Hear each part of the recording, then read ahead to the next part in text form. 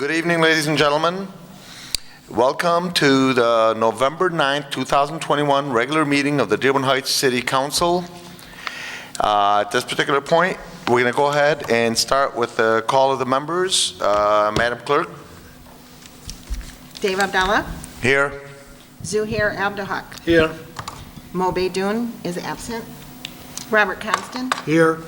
Denise Malinowski Maxwell is absent. Ray Muscat. Here. Tom Wenzel. Here.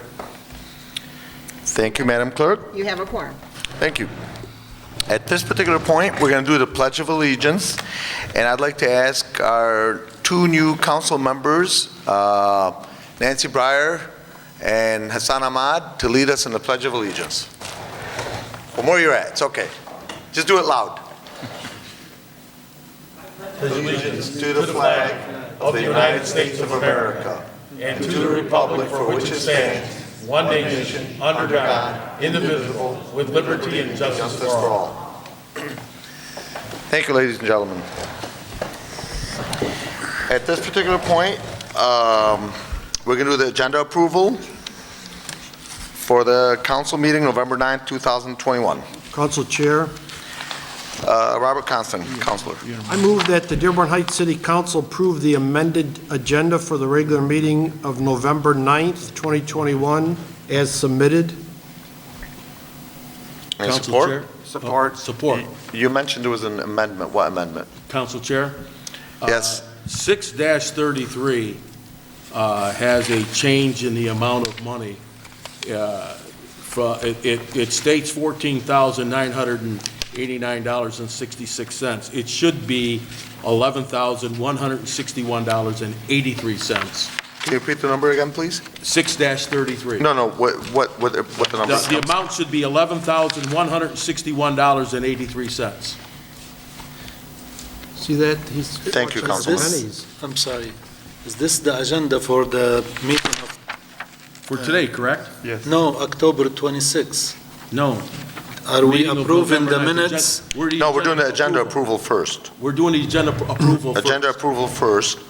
Okay. But Councilman Robert Constant mentioned there's an amendment. That's why I'm asking, what is the amendment? So is your amendment the same one that Councilman Ray Muscat mentioned? That would be 8A, the addition of 8A, which was the appointment, I think. The one that was And emailed, the okay. addition of 8A. Okay, That was the amendment, that's why it was amended. okay, Compensation Commission. got it. So 633 and the addition of 8A.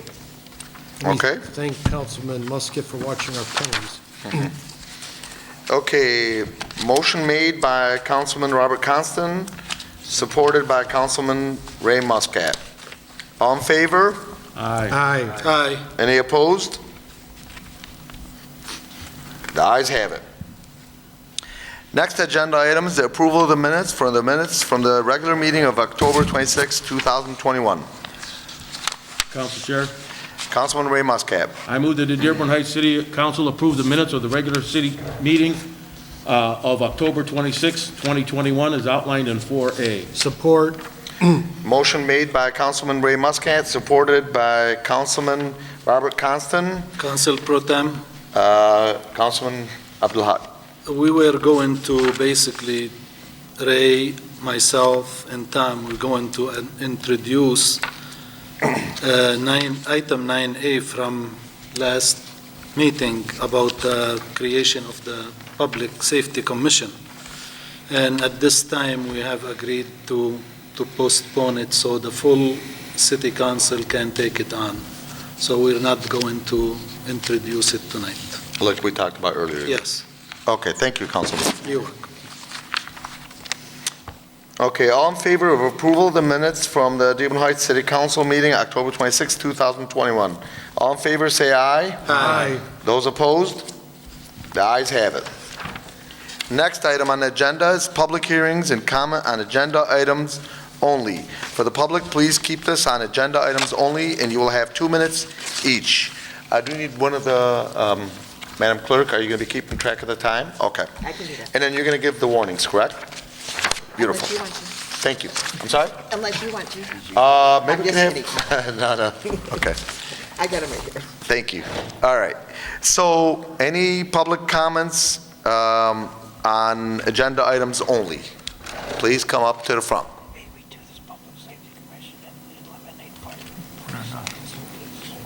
You coming up? Oh, okay. Hearing none, we'll go to the next item. Next item on the agenda is fund transfers and current claims. Council Chair, Councilman Ray Muscat.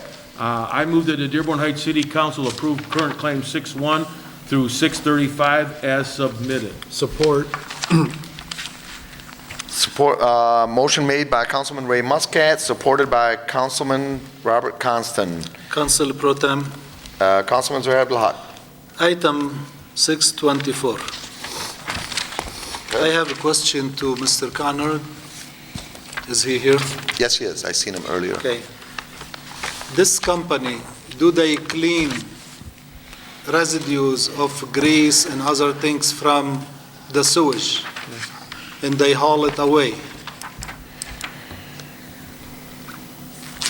And for while the director's walking up, for all the directors, in order to answer any of the questions that you're asked, if you could do me a huge favor, because of the cameras and videotaping and those that watch this later on cable, if you could please come up to the podium when asked a question. Thank you.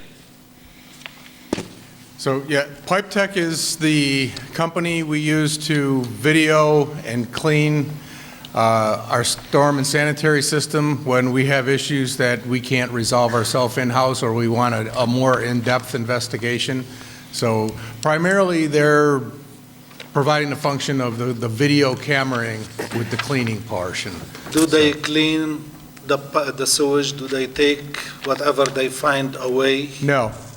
Sanitary sewer cleaning, when we do that, is just vac down the rest of the system. We never remove sanitary sewer debris. That always stays in the sanitary sewer system to be disposed of properly. The only thing we ever vac out of a structure is a storm structure, which would be just storm water and sediment and stuff that would come in off of streets from, debris falling from cars and trucks. Typically, Pipe Tech doesn't help us with those issues. We can handle all those in-house. They may help us with a storm system if, we had a plug in particular that we needed some additional root cutting and our root cutters weren't sufficient enough to get through it. They do have some better equipment that is able to get through some of these stubborn cuts. They're also very good at getting heavy lime and calcium deposits in the pipes that we can't get out with our equipment. They have some more advanced equipment than we do that's able to get that stuff out. But sanitary sewer debris always stays in the contained system of the sanitary system. Okay.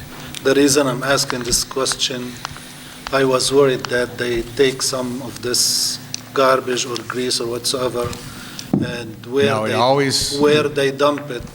They don't, That is my concern. it stays in the system. Okay, Council Chair. thank you. Council Pro Tem. Councilman Ray Muscat. I think we have to revisit that because I believe in their contract when we hired them, and I was one of the council people that really pushed for this company, and after reading what they did, what they said they were going to do was to camera before and after, and not push debris downstream, but suck out some major problems. Okay, so from my understanding and my remembering of this contract, they're supposed to clean out some of that stuff. They can suck it out. You cannot remove sanitary debris from a sanitary system. It has to remain in the sanitary system. Storm debris you can remove from the storm system, which they would do if we have a system like that. But sanitary debris is a different type of material that has to stay in the sanitary system. So if there are no grease sumps, clog- there are no sumps in the sanitary system. I mean, what they do is they use a chemical to break down the grease and pass it on down the system, as well as cut it out. So, I mean, but because of the nature of sanitary sewage, it has to remain in the system. You cannot if they did vac it out and remove it, they would have to dispose of it in a proper manner. But to my knowledge, every effort is always made to keep the debris Well, I think we should in the revisit, system. look at that contract again, if council, Corporation Council can look at that, because I believe that they had it in their quote that they would remove obstructions. Yes, they remove the obstruction. The obstruction is removed, but it's removed or dissolved and, passed down the system with, by chemical treatment. you know, the, you know, If yeah, I I may. mean, you have to keep the sanitary sewer debris in the sanitary sewer. Yeah, if I may, Council Go ahead. Chair Pro Tem, I think what Mr. Conrad is saying, and correct me if I'm wrong, is that these obstructions are removed, but they have to be left within the system, otherwise they contaminate other things? Is that? Right. Is that, okay. Yeah, I mean, Right. the disposal process for removing sanitary debris is much different than removing storm system debris. So in other Storm words- system debris can just be landfilled. Sanitary sewer system has to be disposed of at a sewage treatment facility. So all that is pushed to the to the storm, or to the sanitary system, like the one in Downriver, It's all. the treatment plant. It's all chemically dissolved. If it's a grease, it's cut up, dissolved, and pushed into the interceptor, and it flows down to the treatment plant. It does, I mean, the video, we video them before, we video them after That I do to know. assure they're clean. That is done, and that is part of what Pipe Tech does. But as far as backing out the debris that they find, if it's in a sanitary system, that is just contained in the sanitary system and flowed into the interceptors to the treatment plant via the same system that it's supposed to be disposed of. Right. If it is taken out, it's supposed to be disposed of at a treatment facility, which they try really hard to not do. And I think they're very good at making sure that what they need to do is contained in the system that they're working with. And it is, I mean, we do have the videos. What we ask them to do is done and done correctly. Thank you. Okay, thank you, Director. Can I ask something? If we make it brief, If please, we Councilman. if we can provide copy of the contract to the city council members so they can look at it, please. I would think you would have it from when it was. I presume the clerk would have I it. can look But I mean, for it. Okay. I'll look for it. Thank you. Any other questions in regards to fund transfers? Hearing none. All in favor, say aye. Aye. Those opposed? The ayes have it. Next item on the agenda is consideration of bids. First one that we have is 7A, which is Corporation Council Miyake, bid award, residential solid waste, auto-side collection and disposal, yard waste, curbside collection and disposal, and auto-side recycling collection. Council Chair, Ben. Councilman? I move that the Dearborn Heights City Council select Priority Waste LLC as the city's new contractor for waste collection and disposal, as well as for recycling collection, contingent on negotiation, preparation, and approval of the contract between the city and Priority Waste LLC that is acceptable to the city. Further, Corporation Counsel Gary Miyake is directed to negotiate and prepare such a contract, which is to be expeditiously submitted to the City Council for approval as outlined in 7A. Support. Motion made by Councilman Robert Constant, supported by Councilman Ray Muscat. Any discussion? Yes. Councilman Abdul Haq. I always want to call you Mr. Chair, but, No, you call me whatever. I'm not that formal. okay. If the company or representative from the company are here, I would like to ask him a few questions, please. Council Chair, before they come up, I'd like to add a few things before they come up and speak. In regards to this Yes, item? Yes. Okay, so gentlemen, you guys can go ahead and get set up. Go ahead, Mr. Mayor.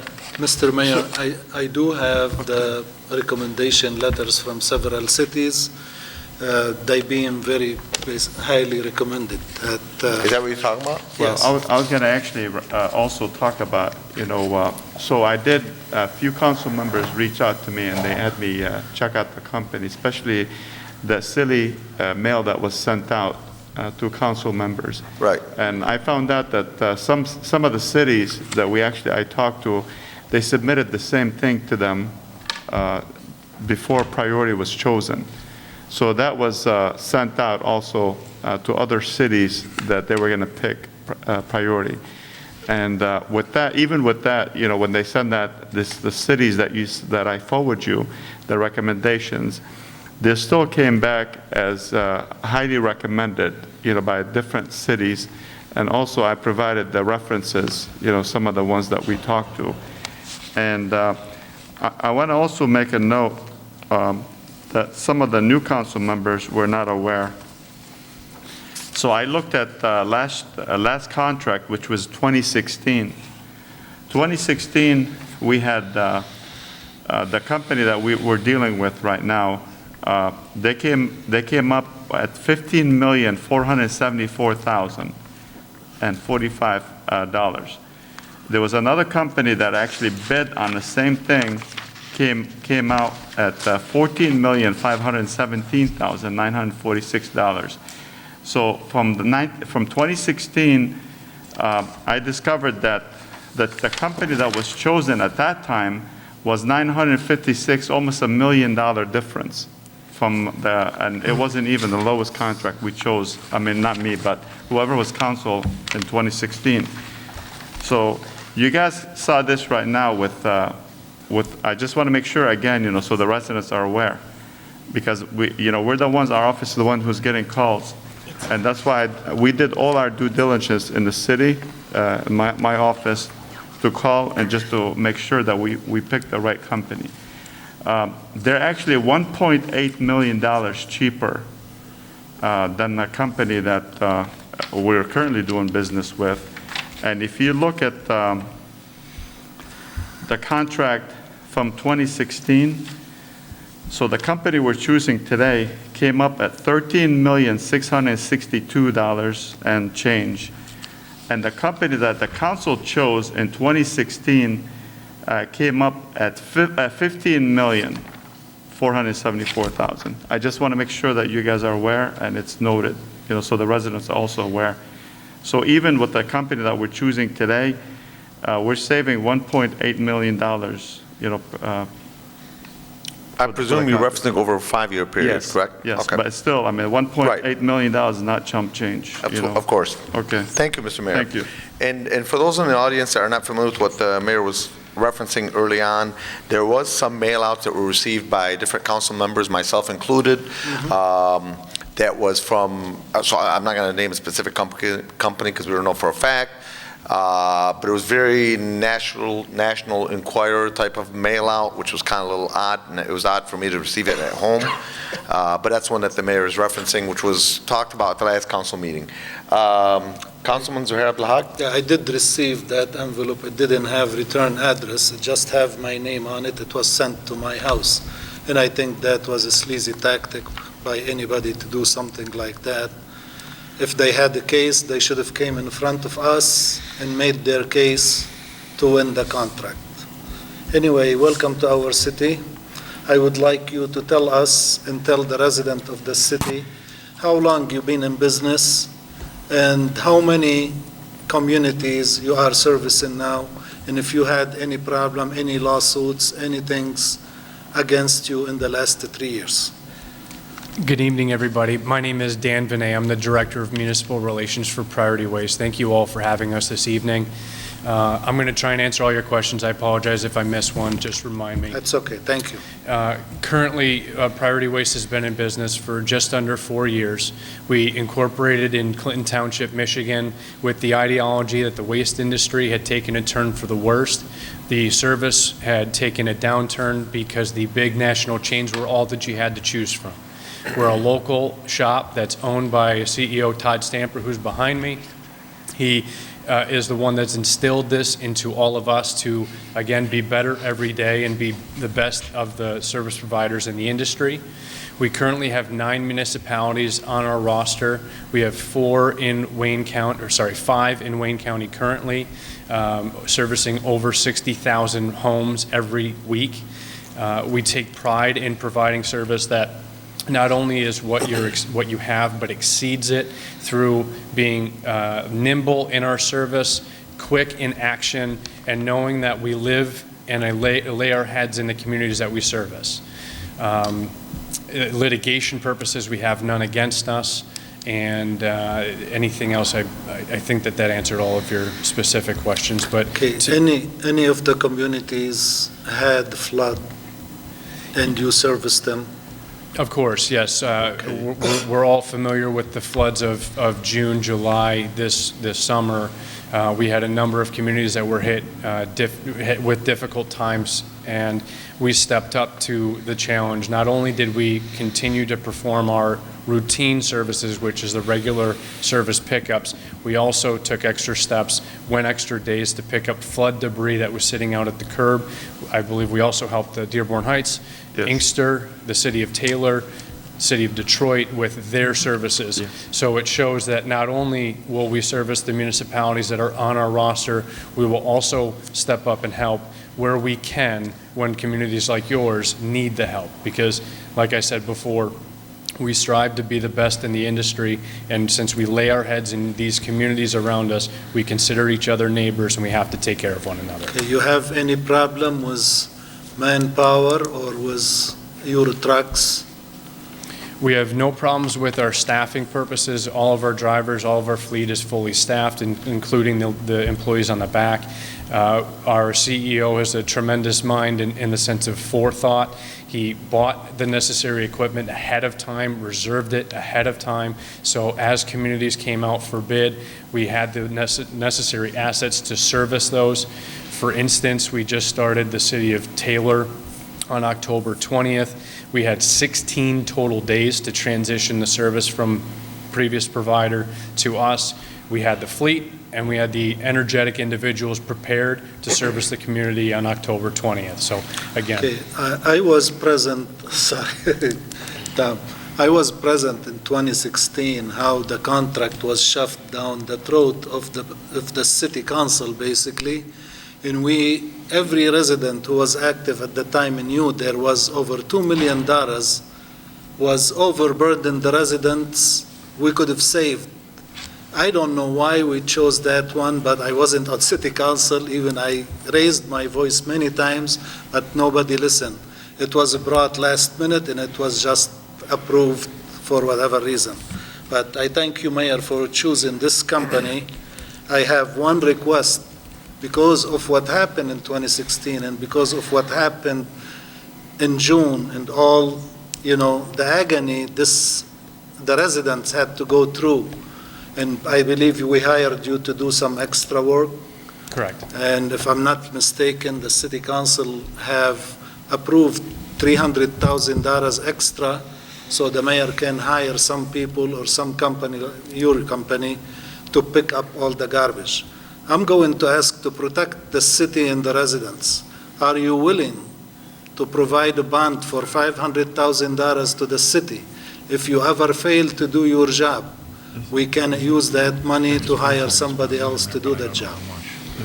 I believe there is a standard performance bond, so Yes. I'll ask We have it? Yeah, for half There's a $1 million? performance bond requirement within the RFP package. Okay. That they I thank you very much, and I welcome you to our city. Thank you, Councilman. Next And up, actually, I'm sorry, I got to make a quick comment. When they were actually during the flooding, June was obviously the worst flooding that I've seen. And I called Mr. Stamper back there, and I told him that we have an issue with, you need to pick up flood debris. So told me, okay, what street should we start with? I said, let's start with Hanover. So I went to Hanover, waited there for probably an hour or so. All of a sudden, 2 trucks showed up, priority trucks.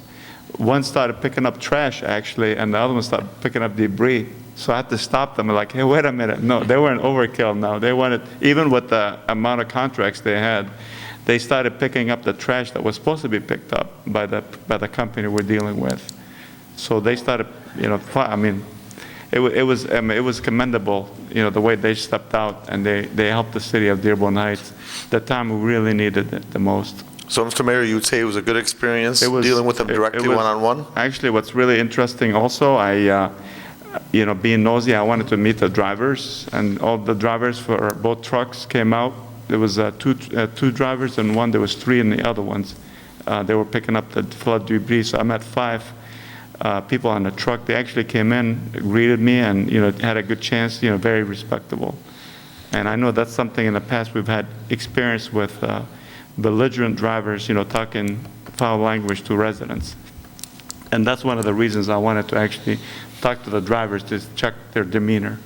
Thank you, Mr. Mayor. Councilman Tom Wenzel. Okay, I have 4 quick questions. Where's your dump site at, where you dump the trucks? It's our site. It's our site. We have. Oh, it's our site? It's Yeah, the yeah. same one that GFL used? So Yes. there's not going to be an issue We're of not having to go changing that. further or anything to dump them? Okay. Yeah, we're thank you. using the same. Okay. You're a part of the CWCSA, so we're required to put the materials in. Are your drivers union? Our drivers are not You're union. non-union? Okay. Sorry to hear that. Now, I talked to several drivers from our previous company, and they were obviously just employees, and one of their main complaints was that they did not have bulk trucks that would go around and pick up just the big items, where they had the automated can dumper, they had to get out and pick up all the big items and stop them from going right down the street. Do you guys have bulk trucks? Now, let me just take one quick step back. Todd wants to talk to the union, ask the question that you had, and then I'll answer the second one, if that's okay. Yeah, it's not a problem. And we are a non-union company. We did broker, my apologies. We are a non-union company. Priority Waste at one point in time brokered union labor in. And what we had found is that a lot of the union agreements are at lower rates than what the market's providing right now. So we actually pay a little bit more, and our benefits don't have a cap on them, where some union benefits will cap you on catastrophe. So we've had success in actually setting a little bit higher standard in that.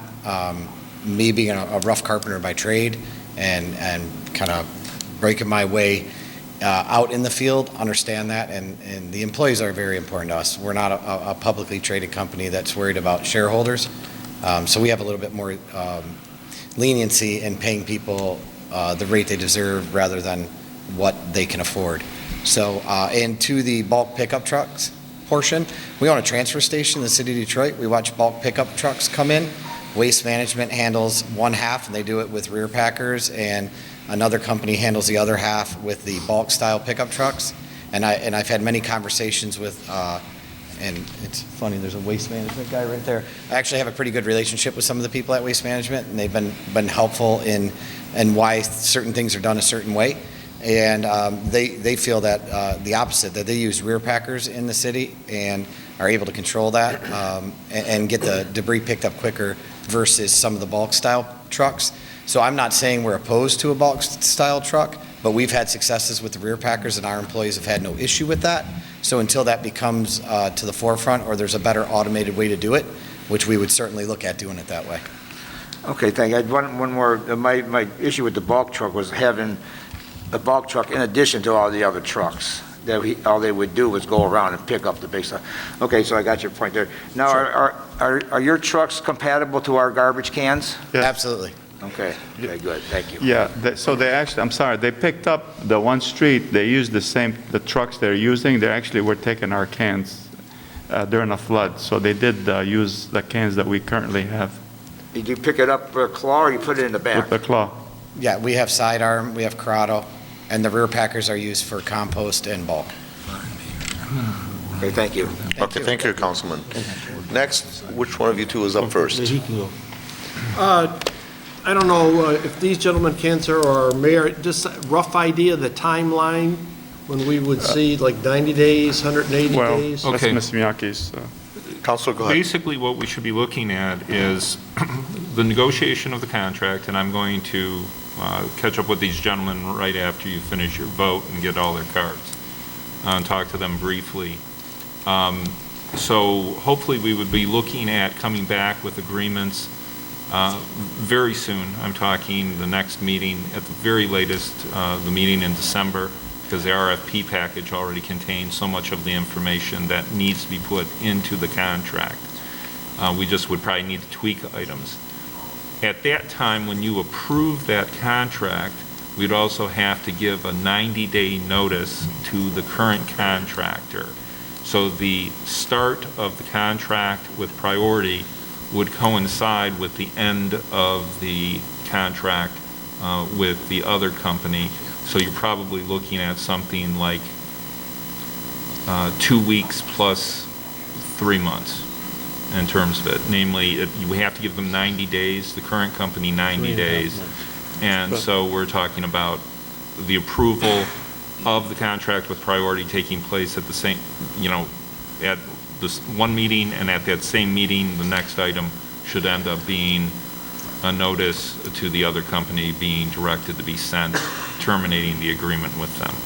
So like spring, roughly, possibly spring? Probably February, 2022, probably Or- February of 2022. late winter 2022? Maybe a little earlier than that, frankly, I think. And council, you've determined that we have a right to cancel the contract, is that correct? I'm sorry? You have determined that we do have a right to cancel the contract at this particular point? Yes, we have it for our convenience.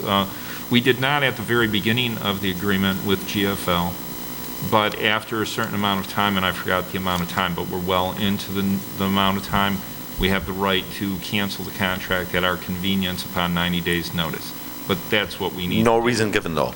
I'm sorry? It was a no reason cancel. We could do That is for any correct. reason. Without cause. Without cause. Thank you. Yes. No liquidated damages provision? No, they have no right to anything provided we end up doing this. I mean, there is an argument to be made that we actually have cause, but I think it would just be safer to end up doing it this way in terms of a transition. Thank you. Councilman Ray Muscat. I was hoping that this went to a study session at one point in time, that we could, not take up so much time over regular city council meeting. That's number one. Number two, I have the dubious honor of being on the last council that approved the last trash hauler.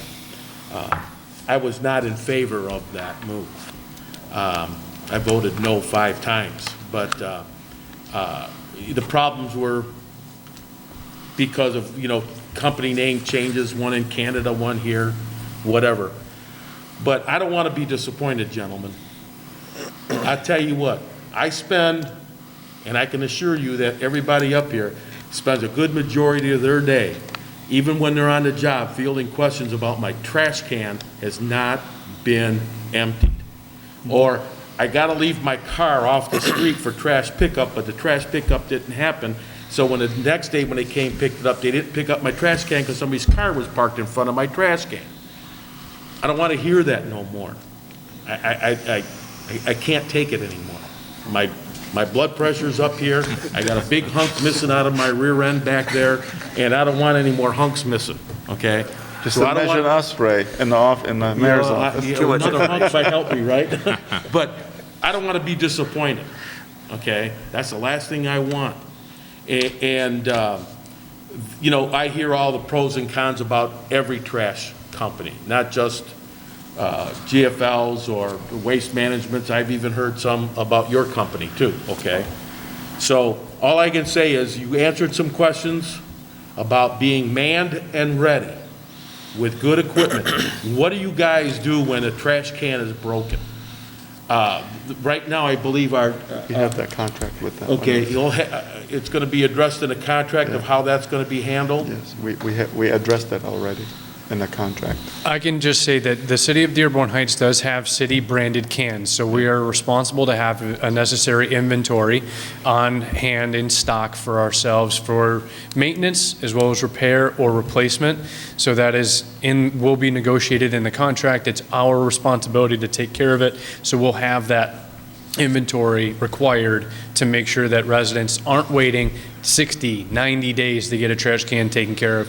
We want to get things done less than a week for your sake, so that you're not getting a resident calling you about their trash can. And can we have your names again? Absolutely. My name is Dan Vinay. How do you spell that last name? V as in Victor, E-N-E-T.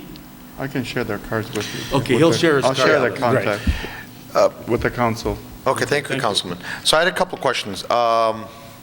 First of all, I tell you a thought process I've always had. When a resident knows the garbage collector's name, the garbage company's name, that's not a good thing. Because it should be an afterthought for residents. where they didn't have to think about it. So I can tell you for myself, I'm not speaking here as a chair, I'm speaking to just a resident. Prior to, getting on the council, we pretty much in the city overall had no problems or very little problems as far as garbage is concerned. And I can tell you, even though I'm a realtor and I'm around 24/7 in the city, I had no idea who our garbage collector is, which is a good thing. Because that means they're doing a good job, and no offense, nobody cares as a resident to look into who's our garbage collector. Yeah. But when residents know who our garbage collectors are, that's a bad thing. And unfortunately, most recently, with the most recent garbage collectors, and I'm saying plural, not singular, the residents do know who the garbage collectors are, and that's not good. So what I want you guys to do, for lack of better words, is to disappear from the residents' minds. Because the less they know your name, the better job that you are doing. That's a very, very important point, and I sincerely mean that. Because just like in the real estate business, a buyer or a seller may know the realtor's name, but when they start to know the title company's name, there's a problem. That means there was a serious problem at that closing from the title company's end. So please try to do a magic disappearing act. Next thing, and I spoke with, I had a little note here for myself. Why don't we have a study session? Now, one of the things that I was concerned about is when I first got this as an agenda item, and this is for the mayor and for our Councilor Miyake. One of the things that I thought about, okay, well, we should have a study session so us as a council and residents can see what the different options are and make a determination. And it's not always a case where the lowest price is necessarily the best service or the best company, because all of us try to shop for the best price possible, but sometimes we pay a little extra for things that we think are a little better. So that's, that's a question I had, is why don't we have a study session? Now, one of the concerns I also had, countering myself, I had big arguments with myself, kind of like Councilman Tom Wenzel here, is, if we do a study session, then you got the holidays coming up, then obviously that's going to delay things, because by the time you're able to get 4 or 5 different companies to be able, and I'm saying this now out loud, maybe more for the audience to hear this, it may be difficult to get 5 companies here at the same time, and that's only going to delay, and then we're going to continue to potentially be with the same company we currently are with. So can one of, both of you guys, if you don't mind, one of you guys answer the question as far as why not a study session? Well, I can tell you, we did our due diligence in my office. We did call, I did ask for all what the priority actually deals with, which cities, and I did call the cities, and they all were very pleased with their service. So, and I do have a copy, if any residents, they want those letters of recommendations from the different cities, we do have that, we can post them as well. The only thing with that, Mr. Mayor, if I could comment, because I know we received it this morning, you emailed it to us as council members, but the concern I had, and I went through them, is some of those are, 6 months or a year back, so that's a factor that we got to factor in. And then number 2, to get reference letters, I'm sure you've gone on Amazon, you've gone on different sites, and almost anything you want to buy or any product or any entity, you could find some people to say good things about them, and then I'm sure at the same time you can find people to say bad things about them. So when, with due respect, you're able to get 5 letters or 6 letters or 7 letters, I have them right here, from different cities that say good things, I'm sure if I worked on it, I could probably find, we're not using you guys, I'm talking about generically, on any company, another 3, 4, 5 bad letters. So, but they were from before, and obviously there's been a game change with. Well, I can assure you, I didn't get those from Amazon.com. I know. But I can tell you, I did call the cities myself personally, and they were very satisfied with the company. So most recently. Yep, most recently, and I know most of the mayors that they're dealing with right now, and we do have mayors meetings every other week. And I did ask that question, and they were very happy with this company. Actually, 2 other cities actually are also considering of going to priority. I won't mention their names. So that's one of the reasons I put my recommendation for this company, not because it was the cheapest, but also because of their customer service. And again, every one of you mentioned how many times you guys get calls from residents. I get a lot of them. Well, I can tell you, not as much as we. Not as much as you guys, Not as much as we, because I answer calls. Correct. you know, I get, even right now, I mean, we have DPW still sending me a checklist of all the calls they get weekly. And I can tell you, it doesn't look good. And we can't afford to keep waiting and delaying and keep treating our residents the way they're being treated right now. Even this morning, I just heard somebody was belligerent to one of the residents, and they had to chase a garbage truck to haul their trash, and there was no car in front, but they just kept going. And they thought it was, the guy who was driving the truck thought it was funny. And I don't think it was funny.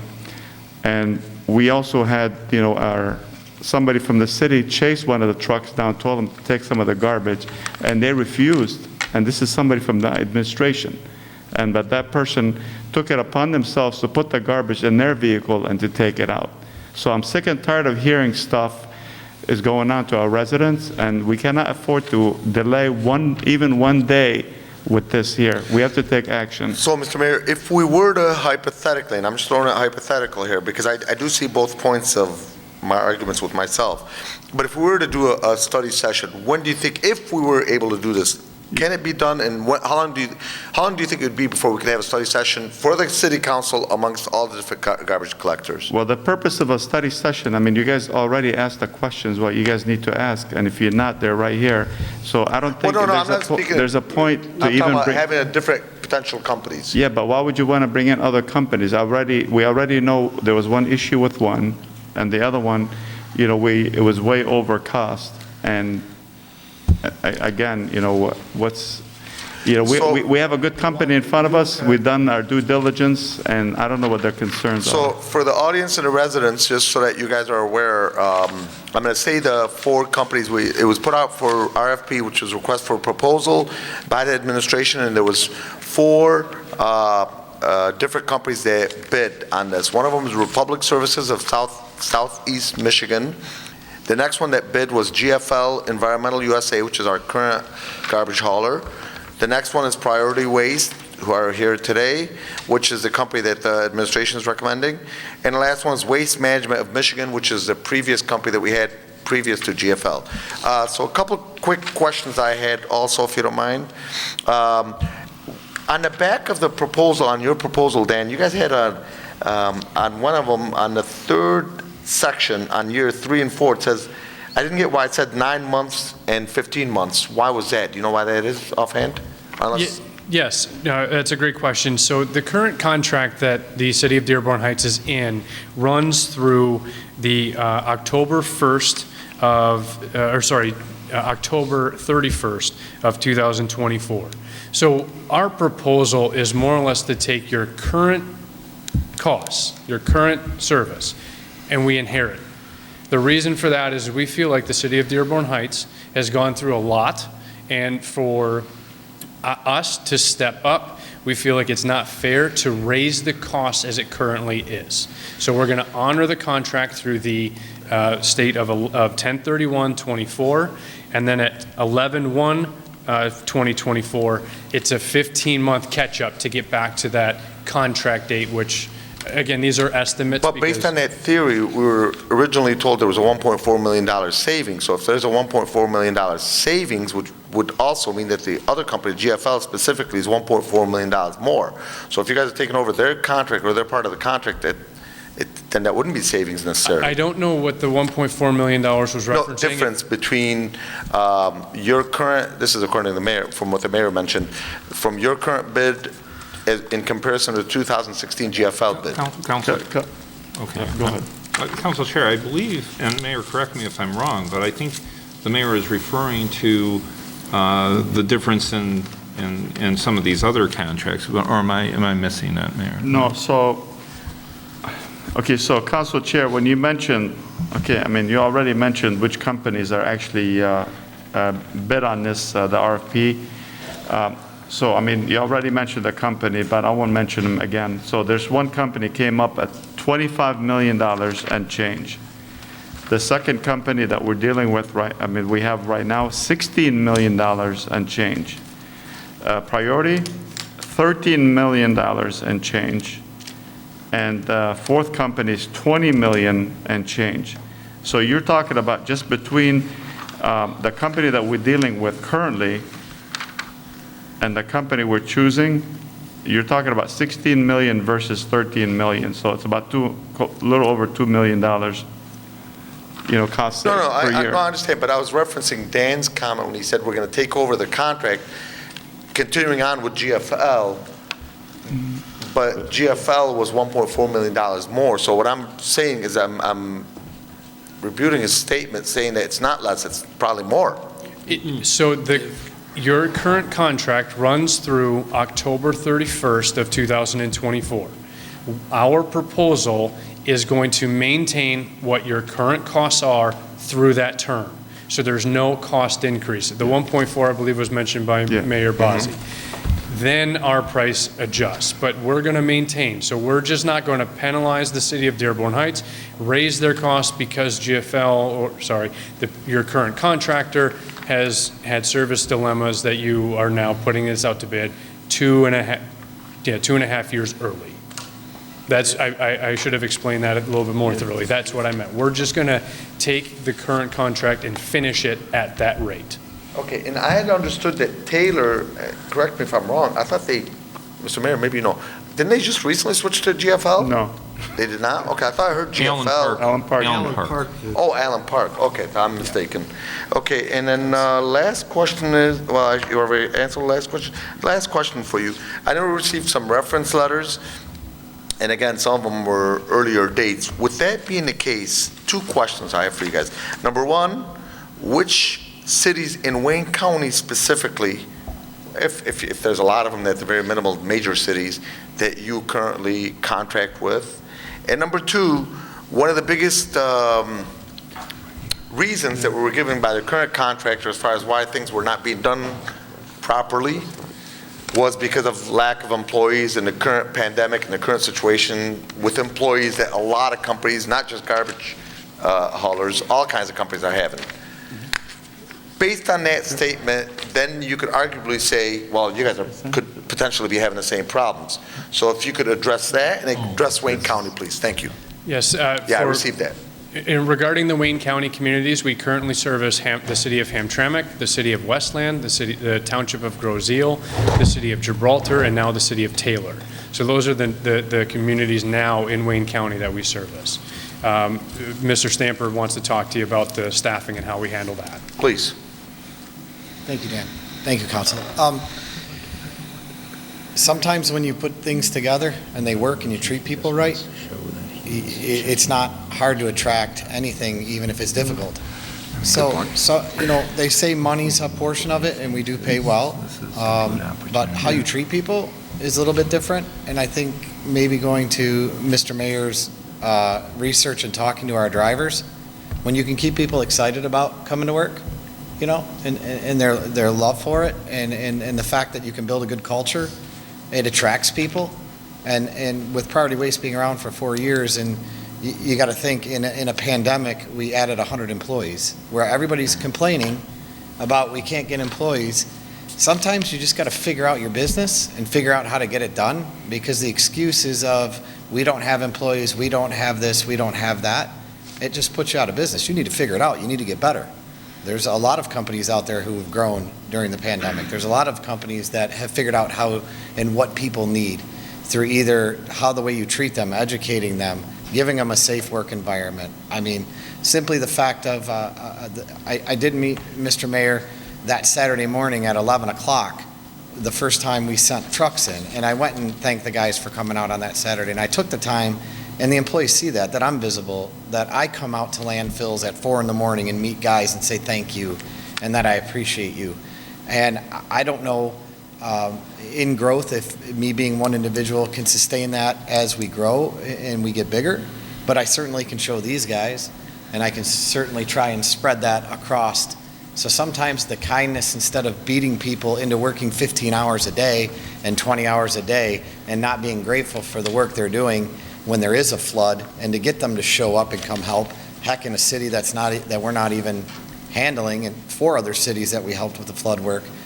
There's pride in that, and I think that in some of the industries, excuses overcome the ability to do your job, and we just don't make excuses. We just don't make them.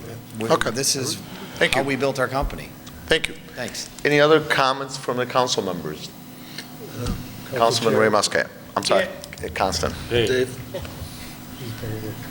do we need to hear from anybody else? Well, I just, let me hear from Councilman. Go ahead. you probably know, so the Central Wayne Sanitation Authority, an inkling of the mayor of Westland, Bill Wild, they hired a consultant to try to get a better bid for the landfill. And is it safe to say that in our area, that Waste Management has almost a monopoly on the landfills? They own most of the landfills in the area? Waste Management does own a lot of landfills. Republic owns some landfills. GFL just acquired one in the advanced disposal acquisition that Waste Management sold to them.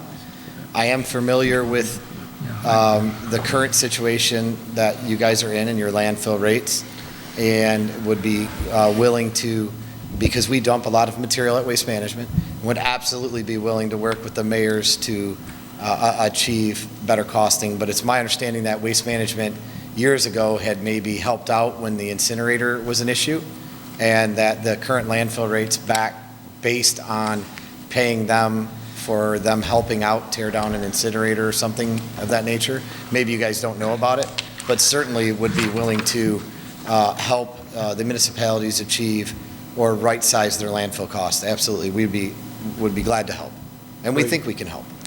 Thank you. Yeah, our city engineer is now the representative on that Central Wayne Sanitation Authority. He's a professional engineer, so.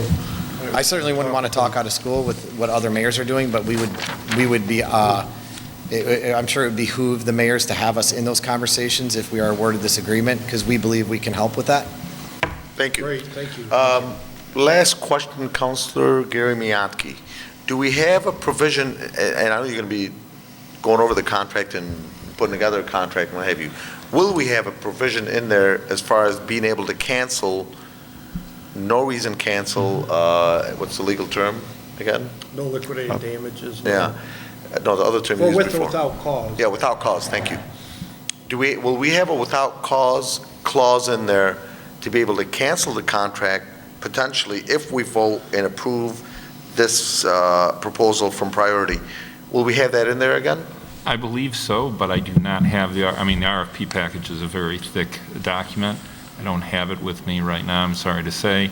My recollection is that we do have it, and I believe that it is not subject, that it might have the same kind of provision that we did with GFL, that we have to stick with them for a certain amount of time to make it worth their while, and then after that particular period, then we have an ability to terminate the contract with or without cause. Okay. That's my recollection. I tried to pattern it I think very that's much what we had with after, the previous except- contractor. I think it was 2 or 3 years or something like that. Yes, and Off I the think top of my head. I changed a few items to give us more of an ability to claw back and recover costs, but I think I kept that in with the idea that that would be reasonably fair to a contractor if we continued it, but I don't remember the specifics of how I did it. Can you give us a briefing in regards to the performance bond, please, clause? I believe that there's a specific performance bond that's required. I do not recall the exact amount. I believe these gentlemen are looking at it right this moment. So excluding the dollar figure of that, but give an abbreviation of this for the audience, if you don't mind. The performance bond and how exactly it works in general. If they fail to perform, then we can end up making a claim against the bond, the surety that basically has agreed to assume that risk. And then they will end up paying us if the claim is appropriate, and then they will turn to them and basically demand payment to the extent that they haven't otherwise received payment. Yeah, if they went bankrupt, they're a smaller company, if they went bankrupt, that would protect us. Okay, thank you. Councilman Pro Tem. Councilman Zerhag. Mr. Mayatki, Yes, if you be kind enough to give the city council at least, 10 days or 2 weeks so they can read the contract, they can review it if they have anything before it comes in front of them. I'll do my best. I would, to- however, to approve suggest So it that doesn't happen like last minute it's coming in front of the the council. RFP package, which you approved Yes, months ago, is the starting point for you to take a look. 95%, probably 90 to 95% of this is going to be precisely what was stated in there and part of the standard form agreement. Usually what ends up happening, or has happened when I've negotiated these things, is another lawyer will look at it and say, well, I don't know if I like that word as much. I don't think it's as clear. But per the RFP package, the understanding is if you put in something on this, you are going to basically have to live with this language. And so this is not going to be some wide open, we don't like 30% of what was in the RFP package. That's not going to be acceptable. That's not what was in the RFP package, and that's not what the understanding is. So if you look at the RFP package and look at the standard terms, you'll see that It's like still- 90% of it, maybe For- 95% of it's going to be I there. believe for the records of the city council members, especially the newcomers, it would be nice to have hard copy of it or Right, electronic copy. maybe that can end up being provided either when it was an item by the clerk's office or through Mr. Conrad or through the mayor's chief of staff. I know that everyone ended up getting a copy of that before it was put on the agenda.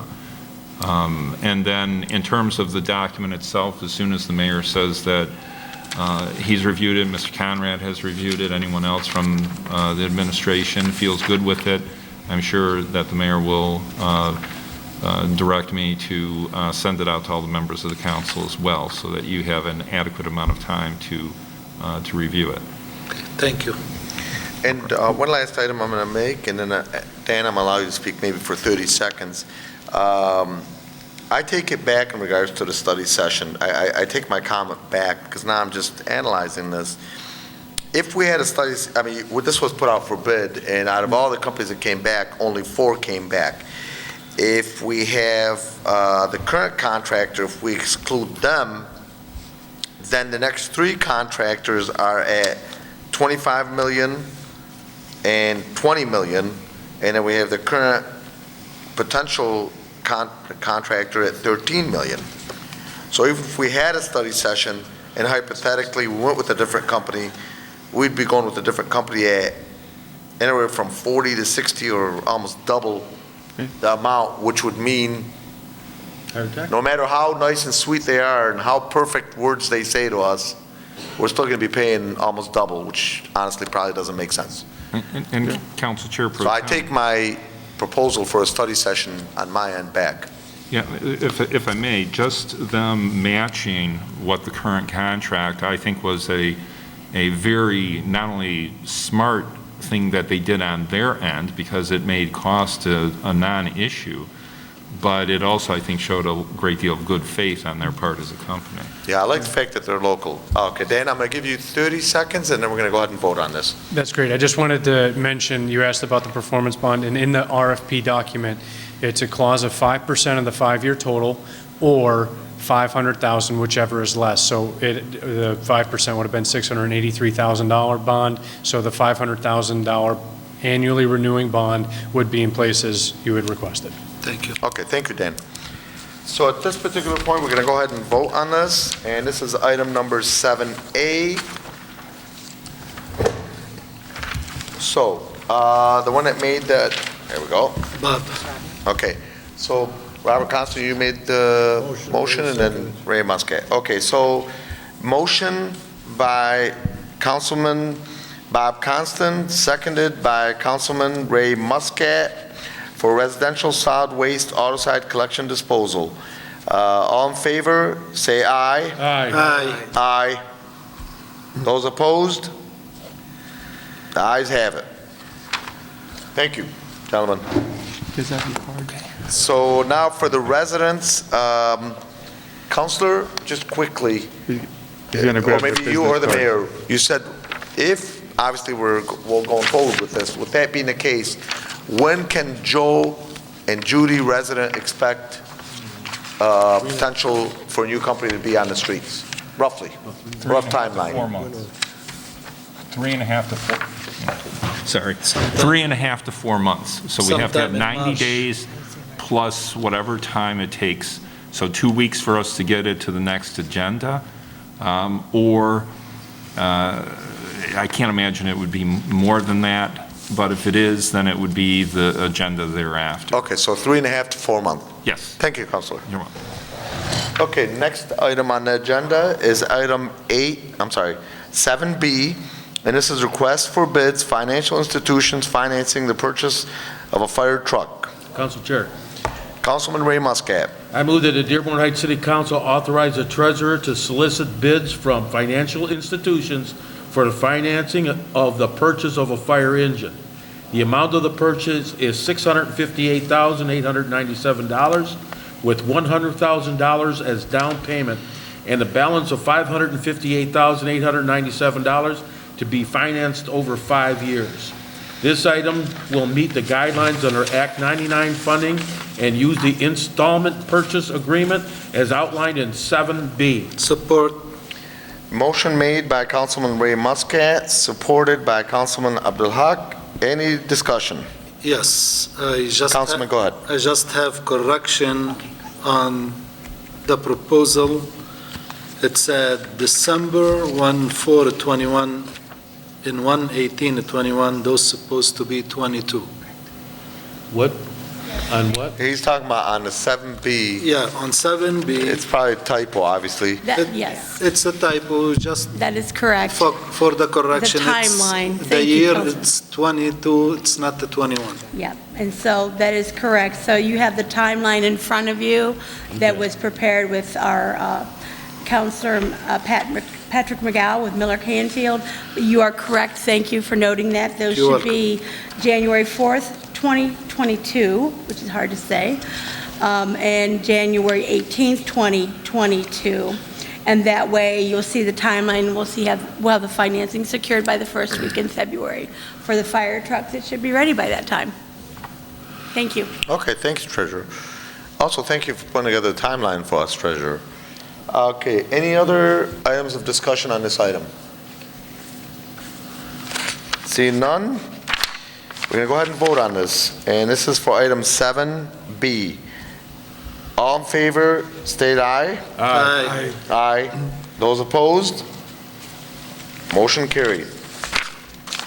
Next item on the agenda is item, we just went through 7B, item 8A, and this is Local Officers Compensation Commission appointments. Council Chair.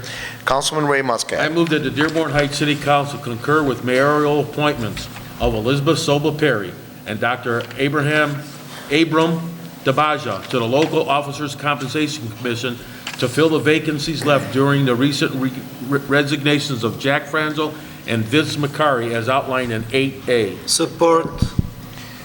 Motion made by Councilman Ray Muscat, supported by Councilman Abdul Haq. Any discussions? I just want to say something. Mayor, you made a great choice. I know Dr.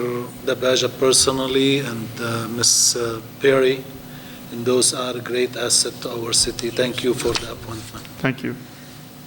Mayor, thank you for Dr. Abraham DeBaja. I've heard good things about him. I don't know him on a personal level. And Elizabeth Pota Perry, the more we continue to have her right around us, the better. She did a great job in the Amen. past, and I'm glad she's still a part of our city in one form or another. Well, I was hoping you wouldn't say I don't know her on a personal level. Huh? No. think everybody knows But her. another item, I just want clarification, and I'm not sure if, Councilor Miyake, maybe Mayor, you could clarify this for the residents maybe. Because it always says Local Officers Compensation Commission, and I just want to clarify for the residents that even though it says local officers, it's not just police officers, it's any officer in the city. So this would be potentially mayor, It's elected. councilman, All et cetera, elected elected All officials. All elected officials. elected Right, offices. so I'm just making it clear, it's not for officers as in police officers. Okay, so motion made by Councilman Ray Muscat, seconded by Councilman Abdul Haq. All in favor, please state aye. Aye. Aye. Those opposed? Motion carried. Next item on the agenda is reports from city officials. First item on the agenda is item 9A, and this is, well, I'm looking for it. Treasurer Hicks Clayton. All right, here we go. This is from Treasurer Lisa Hicks Clayton, approval of use of cash drawers at remote revenue collection sites. Council Chair, Councilman Ray Muscat. I move the Dearborn Heights City Council approve the use of cash drawers at the following remote revenue collection sites: Caroline Kennedy Library, John F. Kennedy Library, Canfield Recreation Center, Richard A. Young Recreation Center, Eaton Center Recreation Center, Berwyn Senior Recreation Center, and Dearborn Heights Police Department and 20th District Court as outlined in 9A. Support. Motion made by Councilman Ray Muscat, supported by Councilman Abdul Haq. Any discussion? Council Council Chair. Pro. Councilman Ray Muscat. You know, a while back, we had a deal with going with credit cards. And I was under the impression that we weren't going to have any more cash anymore. And the idea of that is what let me believe or wanted me to vote yes for the credit cards. Now, this comes up, and I understand you and we had our conversation today, and I conversed also with our compliance director. So after talking with the compliance director, I am supporting this motion. Thank you, Councilman. Thank you, Councilman. Any Council other Chair, discussion? yes. Councilman Abdul Haq. Would you please, Madam Treasurer, explain to the public why you're doing this? Yes, so I do want to, again, thank you for the opportunity. Yeah, and Councilman Muscat is correct. We brought forward about having cash drawers for petty cash in the city departments, and that's a different thing. I want to separate those, and that was our conversation today, is that petty cash is used by a department head to make an emergency purchase for something. I will use library as an example. The shelf breaks. He's using a screwdriver to fix it. It breaks. He has to go buy a screwdriver just on the fly. He can take that out of petty cash and you have to have the receipts. There's a whole procedure, internal control. But a cash drawer is different. A cash drawer is revenue, taking revenue in. You're not paying anything out other than making change for your residents who pay for a service with cash. So the question becomes, are you going to continue taking cash for your services? And I'm going to use library again, if I may. I go in, let's say a Jane resident goes in, and she is looking and buying books, and she buys $15 worth of books, but she only has a $20 bill on her. She hands them the $20 bill, while the library now owes her $5 back cash. How are you paying that back if you don't have the cash drawer? You can't pay it out of petty cash, because remember, petty cash is for operational expenses. This is not that.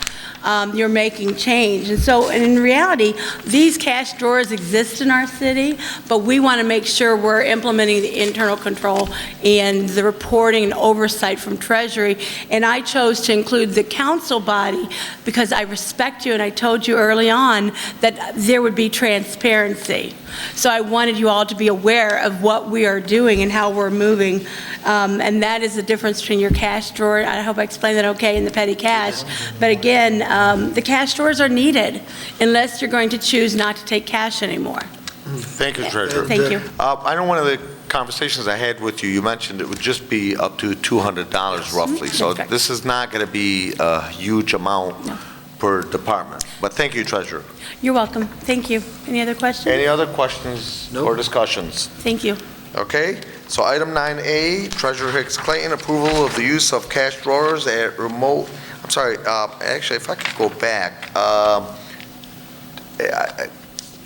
I'd like to put, do you have that, because I didn't see the $200 cap on there. Where do we have that as a cap? The concern I have is, I know you said 200, and I trust you at 200, but hypothetically, a department head requests 800. Yes, so you and I talked about that. I actually had that conversation with a couple council members today. Again, a cash store is a lower balance that has to be reconciled daily out from your receipts. But 200, you can actually, I don't know who made the, Councilman Muscat I'd like made to the amend it motion, to be could amend capped. it. However, Councilman, I'm going to ask you, there is one exception there may be to this that may need a higher balance, At the police and that's the 20th District Court. So if you can give us some How little much is that wiggle one? room. How much is that one? I was thinking 500. I have to connect with Michelle there and confirm, because I do believe in working with those department heads that are over that have the experience. She'll know what her intake is. That also could be amended later on, too, Yes, if needed. yeah. So why don't we do this then? So I can amend my motion. Yeah, you could amend your motion, capping it at $200, and then when you find out whatever it is for the court, then we could just add it on whatever agenda items on the next Well, meeting, maybe. well, Or do you want to just make I'll it just make 200 and 400 for right Well, I'm now? going to make it 200 and 500 now. We can amend it for the police department and the 20th District Court. So I amend my motion to include a cap of $200 and a $500 cap for the police department and a 20th District Court, as outlined in 9A. Second was, Same support, who's the support? Second. Same support, Thank okay, you, supported by Councilman Abdul-Haq. So motion made by Councilman Ray Muscat, supported by Councilman Zohair Abdul-Haq. All in favor, state aye. Aye. Any opposed? Aye for me. Any opposed? The ayes have it. Next item on the agenda is item 9B. This is for the approval to dispose of building department vehicle. Anybody else? Council Chair. Councilman Ray Muscat. I move the Dearborn Heights City Council approve the disposal of a 2009 Ford Fusion in the building department fleet via auction as outlined in 9B. Support. Motion made by Councilman Ray Muscat, supported by Councilman Robert Constant. Any discussion? Council Chair, Councilman would like- Abdul-Haq. who does handle the auction? Okay, anybody here from the building department? I think they just go to an auction Yeah. house. Mayor, are you? Yeah, it just goes to an auction house, that's it. Just a you know, generic yeah. auction Do we house? have any specific auction house we deal with? I think it's got like Michigan, there's like, when you go to MI Deal, there's like auction, there's few that we can actually go to. We haven't identified one yet. Okay, thank you. Okay. Good riddance. Any other discussion items? Okay, all in favor, state aye. Aye. Those opposed? Aye. The ayes have it. Next item on the agenda is item 9C. This is the weight trim proposal for construction administration and field engineering oversight for the 2020-2021 CDBG water main project for Joy Road and Virgil Street. Council Chair, Councilman Robert Constant. I move that the Dearborn Heights City Council approve the proposal from Wade Trim for construction, administration, and field engineering oversight for the 2020-2021 CDBG water main project for Joy Road and Virgil Street. Negotiation with Wade Trim resulted in reduction of their construction phase services from $80,500 to $72,299. This project received $500,000 from Community Development Block Grant, CDBG, and the remainder of the project cost is budgeted in Water Department funds as outlined in 9C. Support. Motion made by Councilman Robert Constant, supported by Councilman Ray Muscat. Any discussion? Council Chair, Councilman Abdul-Haq. I would recommend to the administration, it will be a good practice if every 5 years we do send out bids, request for bids for this kind of work. We might find better prices, maybe better companies. If these companies stay for 20 years, you know, they feel so comfortable and they hit us with prices, which I have seen always higher than they should. And I believe we should send this kind of contract out for bid to see what's out there. Thank you. Councilman, I'm in agreement, and I do know that one of our newly appointed administrators, Mr. Ali Deeb, I'm not sure if he's in the audience. He's not here today. He's Not here feeling today, well. okay. But I do know, and I've had conversations with him, he's been very involved with this, holding all companies accountable. And I had a discussion with him, this is with due respect to Wade Trim, which I'm sure are doing a great job. But as you just mentioned, I also support looking at other options. And somebody like himself can definitely pick out a good one. It is nationally recommended. Every 5 years we do that. Yes. Thank you. Chair. Yes, Councilman Tom Wenzel. Mr. Mayor, is this beyond our scope from Ali Deeb's department, for him to handle something like this? Yes. Yeah, and it is CDBG, and it was set out for bid, because that's a requirement, by the way. This is nothing we can handle internally, then? No, No, okay, no, Mr. Deeb requested that. okay. Yes. Anything else, Councilman? That's it, That's thank you. it? Okay. Any other discussion? Okay. So a motion made by Robert Constant, seconded by Ray Muscat. All in favor, state aye. Aye. Aye. Those opposed? The ayes have it. Next item on the agenda is approval to dispose of ordnance department vehicle. This is item 9D. Council Chair, Councilman Ray I Muscat. move that the Dearborn Heights City Council approve the disposal of a 2005 Ford Taurus SC in the Ordnance Department fleet via auction as outlined in 9D. Support. Motion made by Councilman Ray Muscat, supported by Robert Constant. Councilman Robert Constant. Any discussion? No discussion? All in favor, state aye. Aye. Those opposed?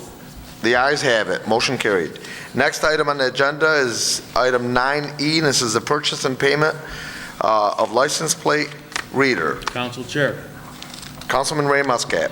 I move that the Dearborn Heights City Council approve the purchase of license plate readers from Flock Falcon in the amount of $12,500. In addition, authorize the mayor and comptroller to sign the warrant upon receipt and the treasurer to issue payment from JAG grant account number 101-300-981.056 as outlined in 9E. Support. Motion made by Councilman Ray Muscat, supported by Councilman Abdul Haq. Any discussion? Council Chair, Councilman Tom Wenzel. Chief, can you explain what this is? Sounds pretty interesting. Sure. Thank you, Council Chair. When I started as Chief of Police, one of the things that I said that I would want to leverage technology to better serve our community.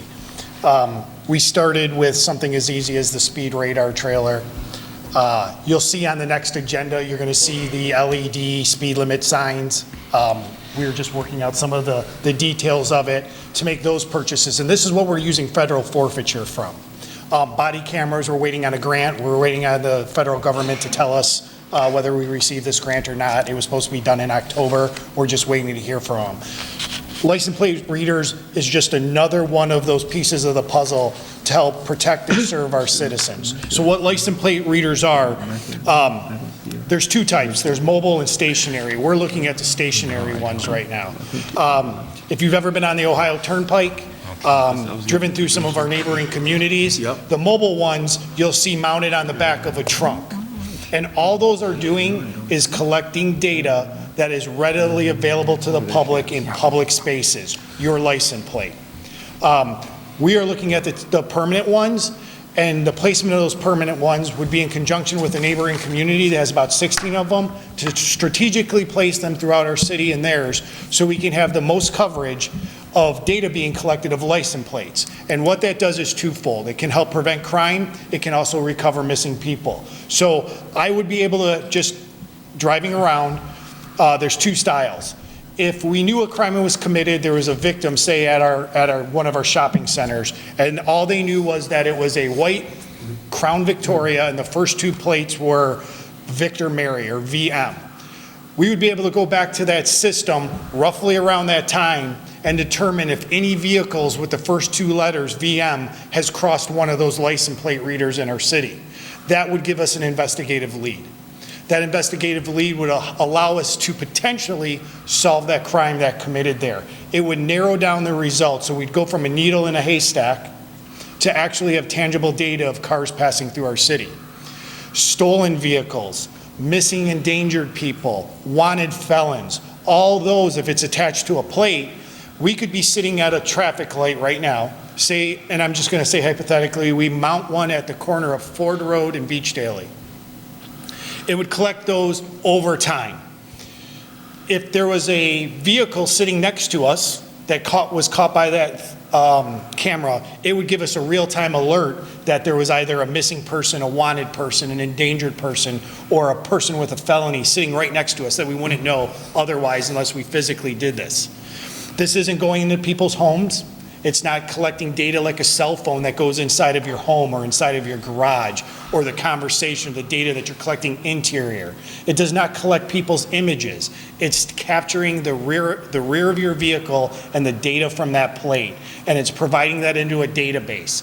That goes for our community and every community in Michigan that's using it. So if we know that we had an armed robbery, and we actually have a good vehicle description of that armed robbery, if it travels through any other jurisdiction that has those, it'll give us a time frame of that vehicle, where it's going, and it would give us continuous investigative leads. It doesn't capture the vehicle, the occupants, it just tells us where that vehicle has been historically. We plan on leasing 6 of them to see the effectiveness of them. They're $2,500 each. We're using federal forfeiture, so it's not coming out of the city budget. These are very powerful tools. It's another investigative tools. Say we had a subdivision that had recent break-ins. We are able to, with any type of vehicle description, because your plate is attached to a vehicle identification number, which describes the make, model, the year, the color, where it was built, all that stuff in that 17-digit VIN.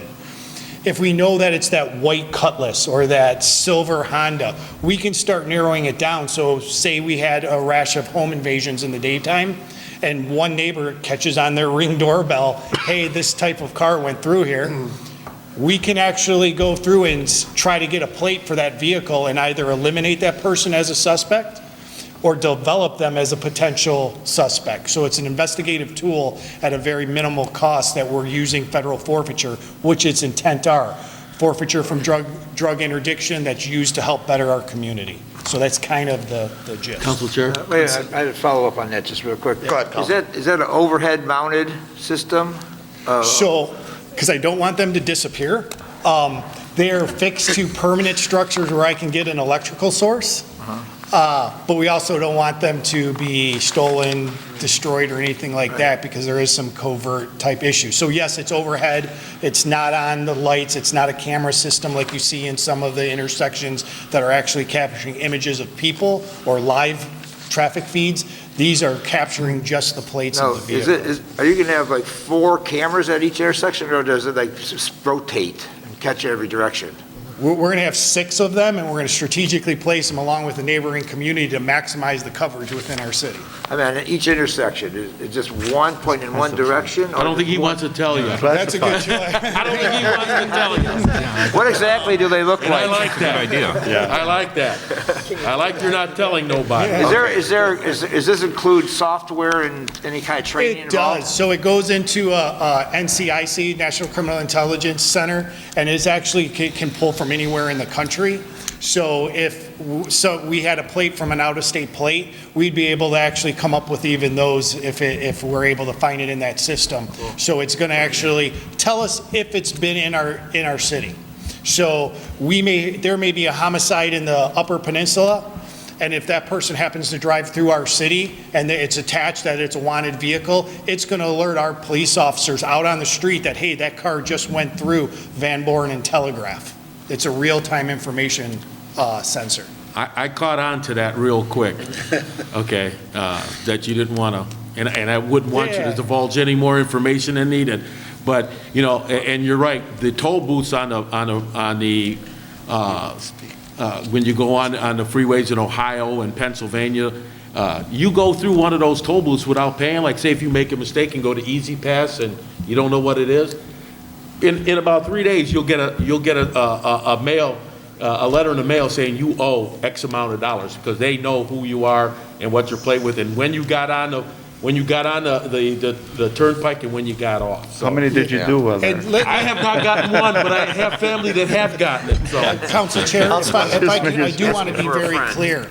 These are not to issue violations. We're not in Michigan. We can't issue violations from a photo. It's not like Ohio where I can take a picture of a driver going through a red light. That is not what these are. They're not picturing the occupant of the vehicle. They're taking the data from the plate and other descriptors from the vehicle, color, bumper sticker, you name it, whatever it is. We need to change that law. Thank you, Chief. That's at a different level of legislation than even Councilman this. Abdulhad. Yes.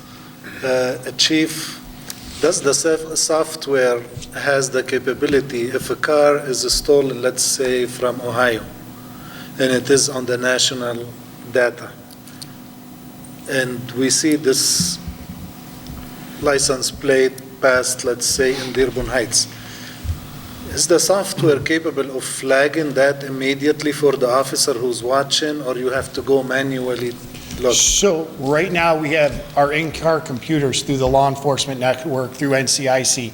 We can get it historically, if we sat and we were sitting next to the car, we're like, hey, I think we're going to run that plate. We would run it and would say, oh, that's stolen. Now with this new license plate reader and its software, if it passes by one of those cameras, it's going to automatically alert our officers in the city that a wanted vehicle out of Ohio just passed through this intersection. Thank you. Yeah. Thank you, Councilman. Chief, Yes.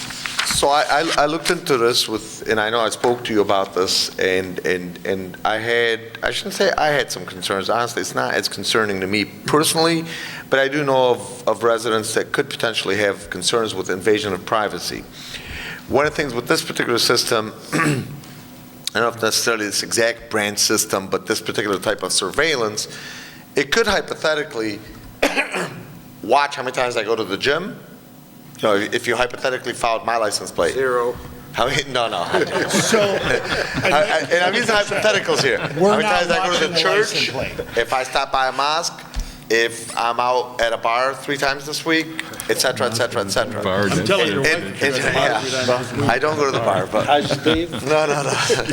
But as you are aware, there are a lot of people throughout the United States are concerned about invasion of privacy. They're concerned about government knowing more information about us than we would like them to know. I'm sure you've seen things such as on Facebook, for example, where they monitor different things that we do.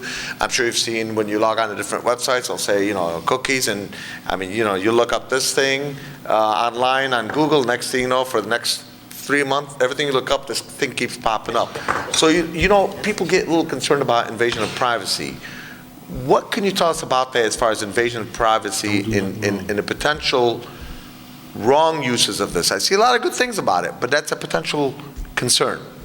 So there's 2 different things you're talking about.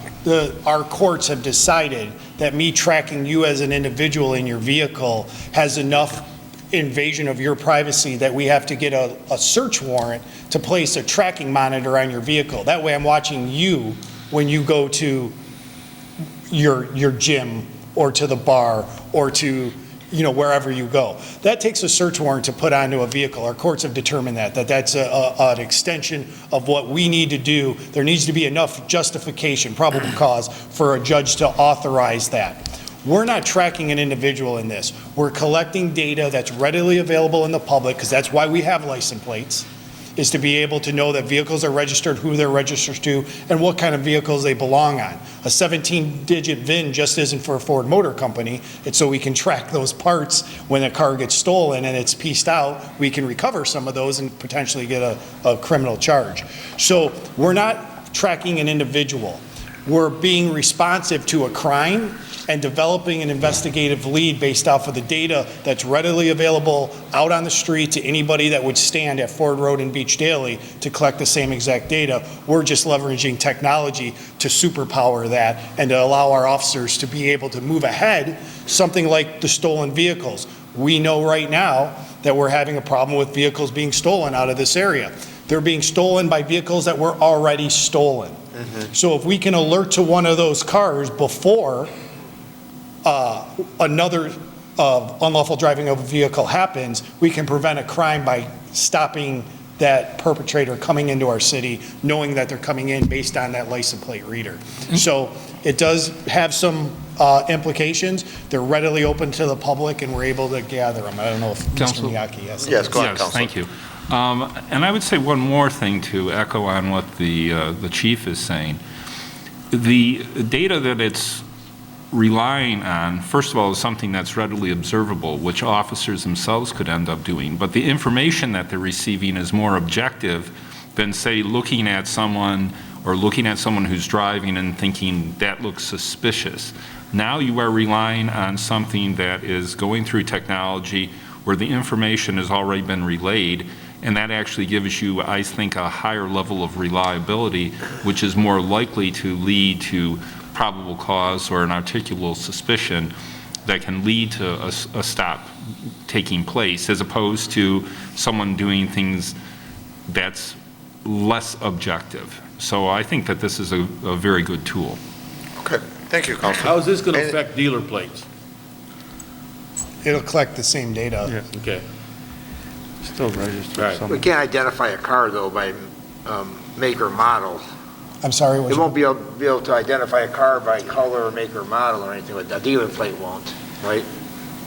No, a dealer plate won't, because it's registered to the dealer, but then there's other ways around that, because then you know at the dealer what vehicles they're supposed to have in their inventory. And all things this like is that. permissible by the Michigan law, right? I'm not- Yes, license plate readers are permissible. under Anybody, Michigan any law. city can do it. What's that? Any city in Michigan can. That is correct. There's plenty that do. Okay. It's just, we're starting to get into it on this side of the state. Is there any local ones that use it? I'm curious. Yes, there's 16 deployed in a neighboring city, or there's several deployed on the verge of 16. And I know you mentioned to me when I spoke with you that you guys do cross-referencing of data sometimes. So everyone can share all the data. Right. So it goes into the NCIC, which is the national database. We're able to pull it. So anybody in the country that's using the Flock LPR system, we would be able to access that. So if we needed to track a vehicle that we now know the plate, we could see where it's been to maybe find out where that person lived. Interesting. Okay. Laying their head Thank down you, at Chief. least. Yep. Any other questions? All right, we're going to be voting on the purchase and payment of license plate readers. Motion made by Councilman Ray Muscat, seconded by Councilman Abdul Haq. All in favor, say aye. Aye. Those opposed? The ayes have it. Motion carried. Next item on the agenda is, I thought somebody said Dave, is item 9F, and this is from Police Chief Myers. This is a budget amendment. Council Chair. Councilman Ray Muscat.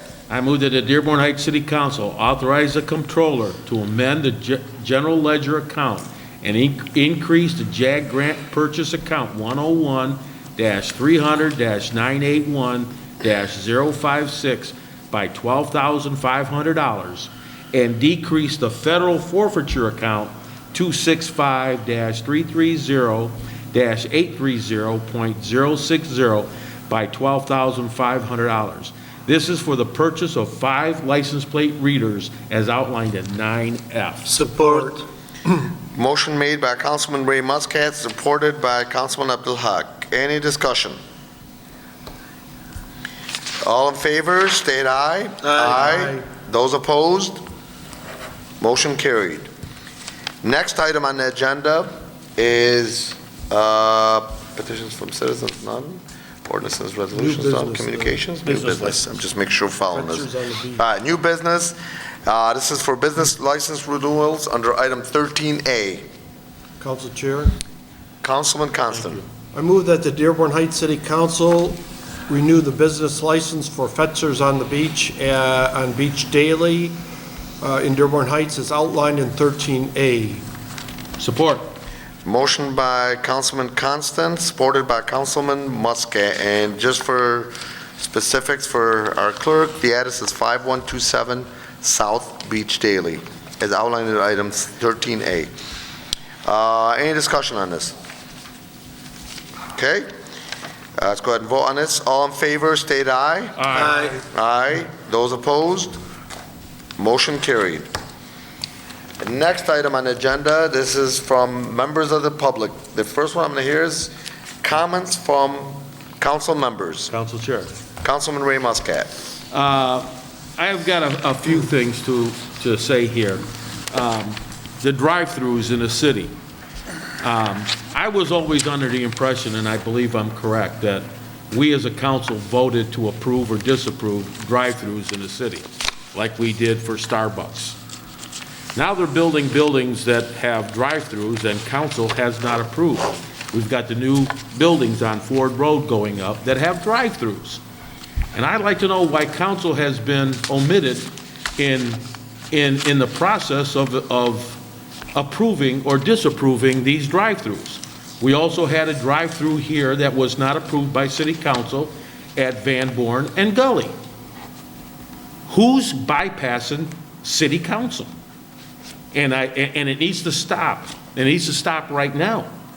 We have a big problem with drive-throughs, and we're putting more in without the approval of this honorable body. That needs to stop, and it needs to stop right here, right now, right this very minute. So I want to know who's approving these drive-throughs. And if they're on a commission, they need to be removed from said commission. That's supposed to come before this council. So I'm making my point clear. Everybody's well aware of it. We didn't approve of any more drive-throughs in this city, but yet they're being built. So somebody approved the building of those drive-throughs. So I just want to make the city aware that I'm not going to stand for it. It's supposed to come through this body. Can't they get a variance? I don't care if they get a variance. It comes through this body. Okay? So, and I talked to the former DPW director about the one at Van Born and Gully, and I talked, not the DPW director, the building engineering director. And he just says, well, I don't know nothing about it. What do you mean you don't know nothing about it? You got to inspect the building before it's open. There's a drive-through window there. People are coming through it. We didn't approve it. Who approved it? Who approved the drive-through? None of us approved that drive-through. Nobody's approved any drive-throughs in the new buildings on Ford Road. Matter of fact, I sat in some of the meetings with Starbucks where the southernmost driveway was supposed to be used to exit that drive-through, and it never happened. We were sold a bill of goods when we voted for it. Now they're coming out of the northernmost driveway. So we were sold a bill of goods, and I'm here to say it's going to stop, and it's going to stop right now, right here. So whoever made any decisions to open up any drive-throughs, somebody better come back to Ford and look at this council and tell us why they did that. So, Mr. Mayor, whoever the commissions are on the zoning board or on the planning commission, better come in front of us and explain their reasons why they didn't bring it forward to city council. Okay. That's one. The only thing I want to add to that, and I'm going to let you go with the second one, Councilman, and I'm gonna also, before you go to the second one, I'm going to allow Councilor Gary Miyake to say something, but we want to be careful, too, at the same time, Councilman, that I don't want to give the impression to Joe, national franchisee, that we don't want drive-throughs in here completely. I get your point. Hey, look at the safety of our residents and people driving on, Van Born, Ford Road, Michigan Avenue, Inkster, Cherry Hill. Okay. That's the most concerning things. I understand. Forget about Joe Blow franchising. Right. No, but I understand it has to be approved. I'm with you on that. But what I'm telling you is we don't want to give the impression that completely we're against drive-throughs, because I'm telling you right now, you get the McDonald's, the Starbucks, et cetera, et cetera. I work in real estate. I'm telling you, national franchises, if they don't have a drive-through, they're not going to want to locate. Well, Council Chair, so I just keep understand it that. open to our approval. I get that, but let's not give the impression that we're not going to allow it. But I'll tell you what, look at the traffic problems that we have now at the Dairy Queen on Ford Road and Starbucks right now, okay? And I know it's not our city, but in Dearborn, right here on Ford Road, not too far, we're standing in line. Very dangerous, yeah. We're standing in line trying to drive down Ford Road, or even Van Born, their drive-throughs. It's ridiculous. I see. And I'm not the one sitting on my yacht, being a big franchisee owner, sitting on my yacht somewhere. I'm sitting in my car wasting $3.29 worth of gallon of gas, waiting for their traffic to clear to sell a $4 cup of coffee. Gotcha. Okay? So I'm not interested in any of that. Thank you. Now, Councilman Malau, you said you had a second point, but I'm allowed Councilor Gary Miotke to answer your first question. Yeah, and I'm sorry, this is an area in terms of ordinances that generally I've deferred to Mr. Roberts in the past and Ms. Hill, because they were the ones who were involved in drafting the ordinances having to do with zoning. I am not certain that this body has to end up approving all of those things. If this body wants to look at that issue, then I think we may need to end up bringing it back to the council, namely an ordinance change. We went through round and round with the Starbucks drive-through. But I It came think there before was- this council. It came before this council. We had to hurry up because the guy had to open this and this, and they forced us to make a vote that day. But I think there was an additional ordinance change beyond what you're referring to. I'll tell you what, we're playing with the lives of the people driving their cars down our city roads. Well, I'm not taking any position about how it's supposed to be done, other than trying to say, perhaps you're incorrect, and if you are, then we need to potentially revisit the issue in terms of how it's stated in our zoning. Council, I think maybe probably the mayor's administration maybe can look into this just to find out the answer to the councilman's question. Because they make recommendations, Council Pro Tem. the planning commission makes recommendations to city council for right. approval Yeah. or disapproval. Right. That I do know. Right. We just vote on. No, I'm talking about in regards to the places that you are Council. mentioning, Yeah, well, Councilman. I'm just saying, there's other drive-throughs that were open without approval. I understand. Council Pro And you Tem. said, well, let him finish. Do you have it on this subject or on Yeah, something On else? this very exactly what he's subject, saying I've there. talked to Go ahead. Mr. Wenzel. I spent nearly 15 years on the Planning Commission, and the job of the Planning Commission was to do all the investigating and legwork for the City Council and make a recommendation to City Council to approve or deny a petition. And somewhere along the line, the City Planning Commission was given the power to approve it themselves. And who gave it to I don't know when that happened. It always, every time we passed I wanna take something it away. or agreed to approve something to send to city council, the motion was to recommend to city council that we approve this, or recommend to city council that they don't allow this. And somewhere along the line, they were given the power to do that themselves. Right. I think there was a change in the zoning ordinance at some point with respect to this, and that would have ended up coming to this body. However, I don't recall exactly when, because I did not actually draft that ordinance. That would have been drafted by Mr. Roberts or someone from his firm. Well, I'd like it Okay. for you to revisit that ordinance and bring it back to council so we can vote on that again. Councilman, you said you had a second? Yes. Talk about some traffic control in front of Crestwood High School for crossing on Beach Daily Road. Kids have to walk all the way to Ford Road or all the way to Wilson when they're crossing. And I know there's some autistic children that go to Crestwood. They're having problems there. Beach Daily is owned by the city. And even if we have some, we've traveled a lot, and you go down a road and they'll say, right on the pavement, school crossing, or be careful, school zone, okay? Or have the same type of lights they have at Warren and Beach Daily by Riverside, when lights are flashing, speed is now 20 miles an hour. Something to help these kids cross the road. We brought it up once before. It's a county road, by the way, sorry. Well, I think between between Ford Road and Avondale, it belongs to us.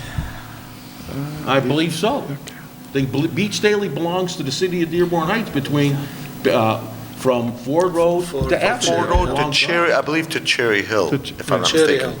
Only to Cherry Hill, I believe, It could Councilman. be Cherry Hill, but But either way, for Crestwood, it only mattered Cherry Hill to and even Ford. so, if it was a county road or not, we're letting it go by. We need some enforcement there, and I'm not saying enforcement, don't get me wrong, because the police were out We've there tried the other that too. day. It fails They were out miserably. there the other day. We've tried that. That fails miserably too. But if I could, I can answer a couple ahead, of your Chief. questions. Yeah.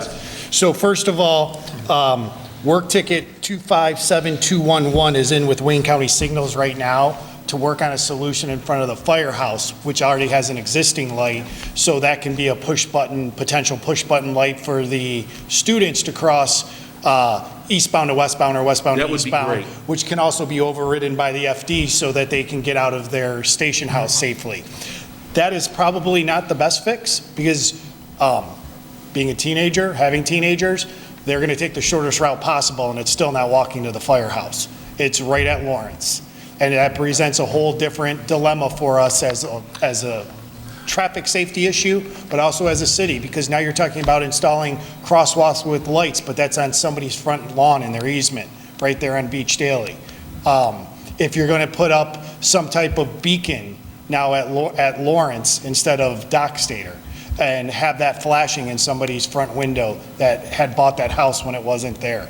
These are all things that are going to have to be explored, and we're working with the school district, but it comes with a cost, and there is, Mr. Miyake probably be able to explain better. To me, it's always been my understanding that the county would be responsible for putting up that light, but there could be cost associated from us. What's the I don't cost know of that. one life? What's the cost of one life? I heard no that idea. statement once before. I'm just giving you what we know. I'm saying I heard that statement about 5 years ago when I first brought this up. It's going to cost too much. What's the cost of your child's life? They get hit by a The car. problem with that crossing light, I still need people to stop at it. And Well, I at can't have least- traffic to back up. Well, on the and I Ford understand Road. that, So but that happens there's a everywhere in couple the city. issues. One of the things I'd like to look into, if you're on Hubbard Avenue by University of Michigan between Fairlane and the university, Yep. they have those beacons that flash when somebody actually depresses the button, but it's still an unprotected crosswalk. I don't know what the solution is without getting backed up. We have kids crossing 5 lanes of traffic. We have parents picking up children during just those time frames in the northbound lanes and kids playing the video game Frogger with their lives. You know, crossing when we go Beach down, Daily. when we drive through Plymouth, you go down Main Street, and they've got the crosswalks there. They've got the signs out there, state law. You got to stop there when the lights are flashing. We have to do something. We have to start somewhere. So work ticket 25711's in with the county Yeah. to try to get them to adjust those lights. That has been in. Yeah. It's similar to your other pet peeve, which is on Ford Road. Those requests are in too. On Silver Lane and Gully.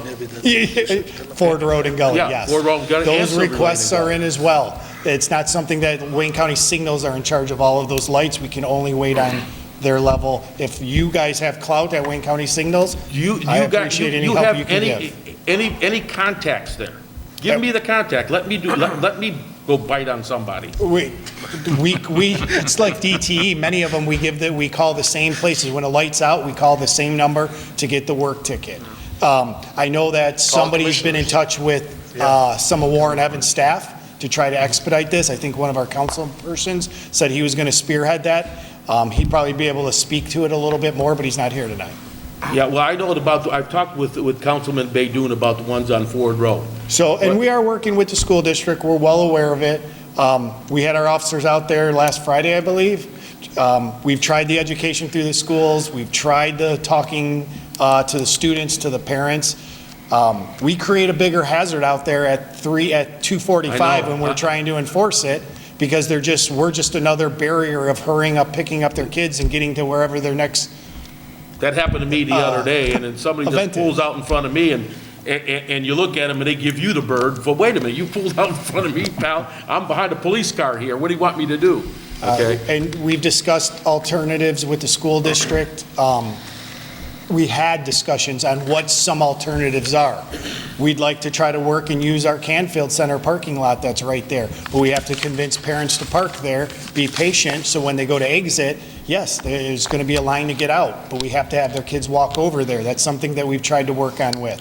The school district, we have blueprints and designs with the school district on some possible pattern flows, but it would be at their cost because it's on their property. And while you're standing up there, who would be in control of John Daly and Ford Road as you're coming out of the shopping center, heading south onto John Daly, of striping the road so the people, because all there is a sign that says left only, but nothing separating the road there, and everybody just goes where they want to go. This is my easiest answer. I have no idea who stripes the lines on the road. I believe that would be private property, correct? Yeah, I'm trying to think what you're thinking about, but way outside of my expertise. I'm not into street line painting. I don't know, sir. And then, what's your idea of patrolling our residential areas more with unmarked police cars? So when the guy in the silver Mustang comes running down my street at 65 miles an hour, he doesn't care.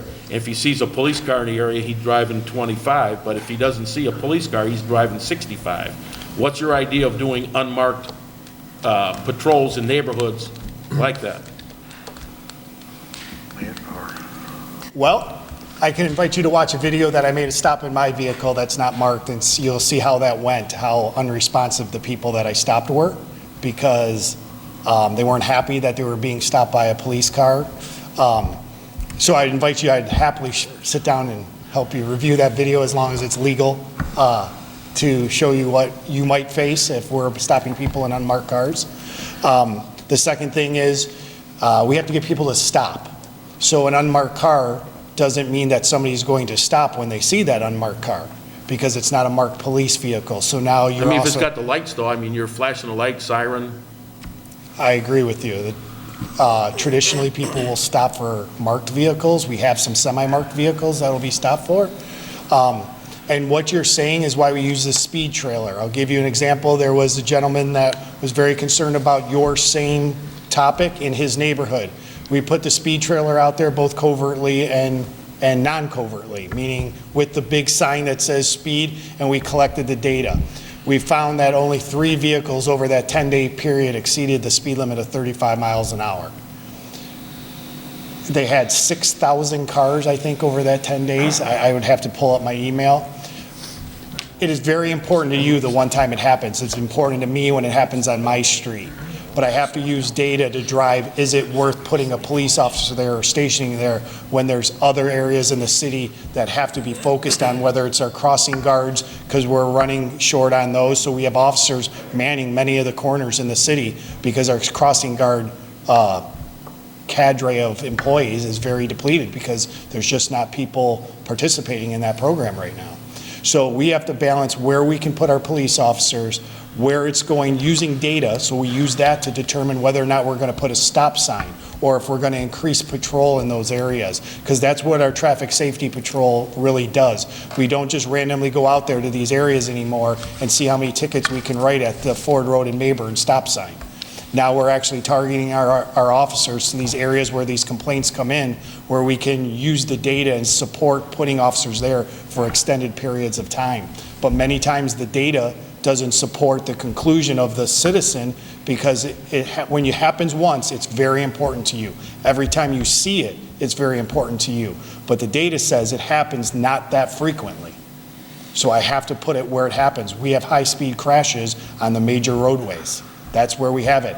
Sadly, you'll have more injuries in a neighborhood because that's where children play. So it's a difficult balance that law enforcement has to do. I know it's a tough job for you. That's why I said, how do you feel about it? Yeah. I feel that there's a place. We've done it on the weekends with the drag racers. We've put the unmarked cars out there to spot, so then the other officers can just pull out, the marked officers can pull them over and not have to worry about them fleeing or catching up to them. That was one of the ways we made some of our impoundments and forfeitures of these vehicles for drag racing over the summer. We were using unmarked cars to spot the people drag racing. I thank you for that information. Thank you, Chief. Thank you. Any other council members have any comments? Hey, Chief, you said you have a covert system to detect speed? Yes. Okay, because as I say, anytime I see one of them things flashing, instead of going 26, I slow down to 25, right, automatically. That's right. So And we know people do that. So we also have that same system. It's part of the same system that we can mount remotely.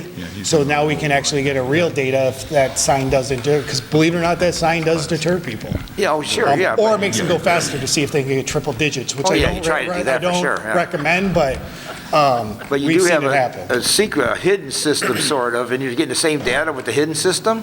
I'm sorry? You're getting the same data with the covert hidden system as you do with the big sign flashing or speed? Yes, because I live in the same city. I hear the same cars raging and roaring down the streets. And every time I hear it, I'm like, when is this going to stop? But I also know that when we put those trucks out there, the cart, or we put the covert reader, the data says the amount of traffic that we have on our roadways, it's not happening as frequently in those areas as it is on the major thoroughfares where we have when cars collide at 55 miles an hour or 60 miles an hour at Telegraph and Ford Road or Ford and Beach, the impact of the damage is much greater than what we see in the neighborhoods. I know that's not what people want to hear. It's not what I want to hear as a parent.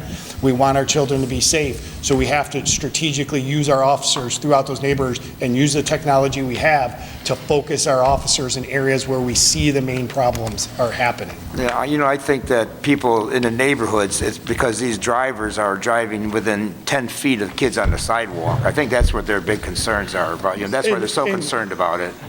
I'm sorry, I'm belaboring. We've had this talk, and we talked earlier. We have roughly 10% more of our population. We have multi-generational families. I have 5 cars in my driveway at home. My neighbor has 6. We have more cars on our streets than we ever have.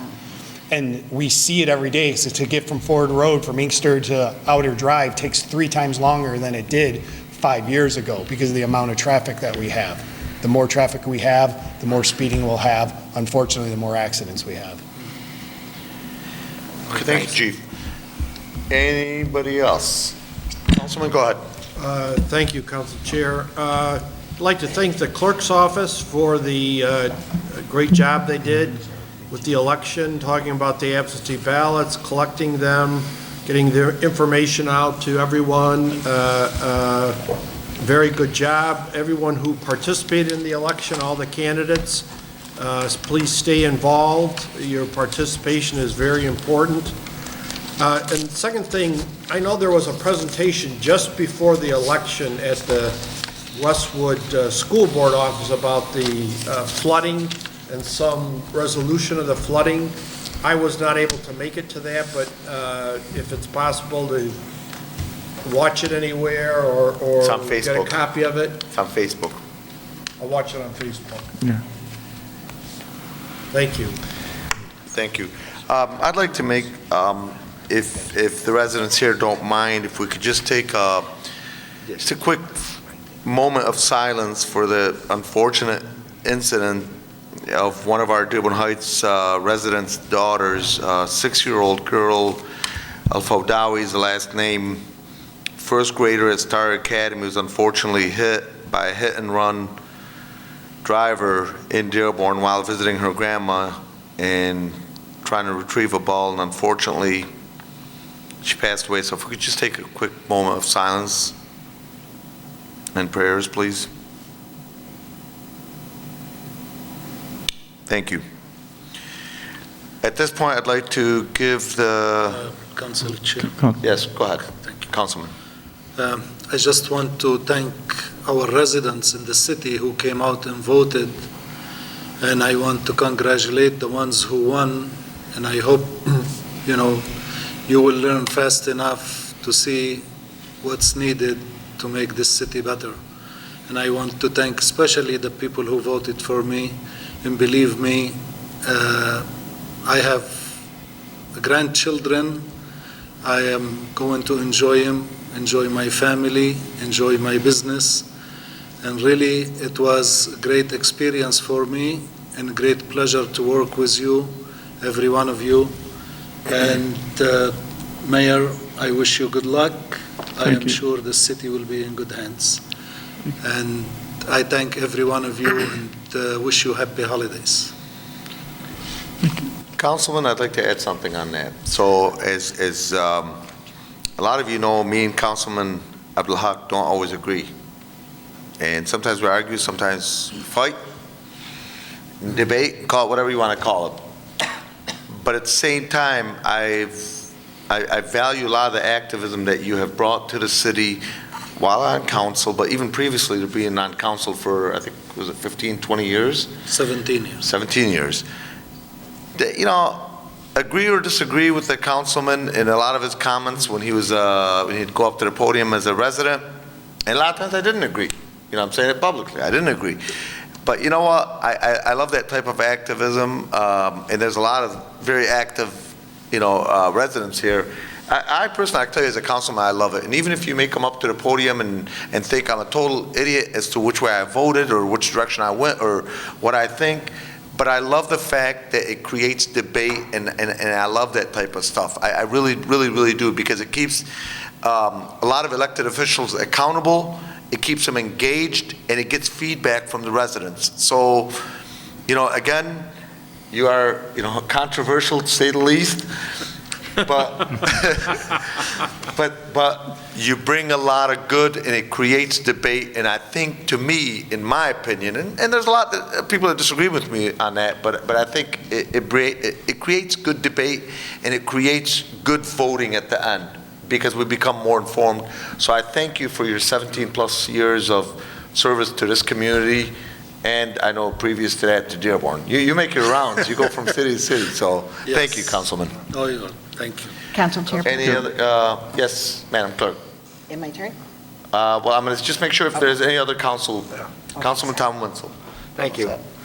I want to congratulate all the people who won an election, and congratulate the people who didn't quite win, but put a valiant effort in and keep being involved and doing a great job.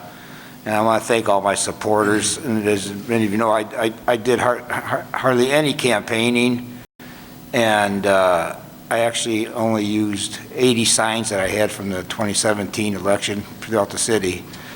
And the people that supported me, especially the firefighters, Professional Firefighters Union, did a lot of work for me. Thank you for them. And I also would like to thank the clerk's office and Councilman Abdul Hawk. I don't think there's anyone in the city of Dearborn Heights who does more research than this guy.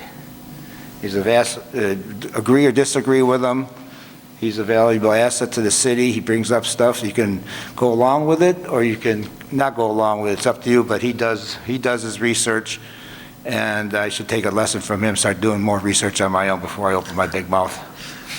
Thank you. Thank you, Councilman. Madam Clerk, go ahead, please.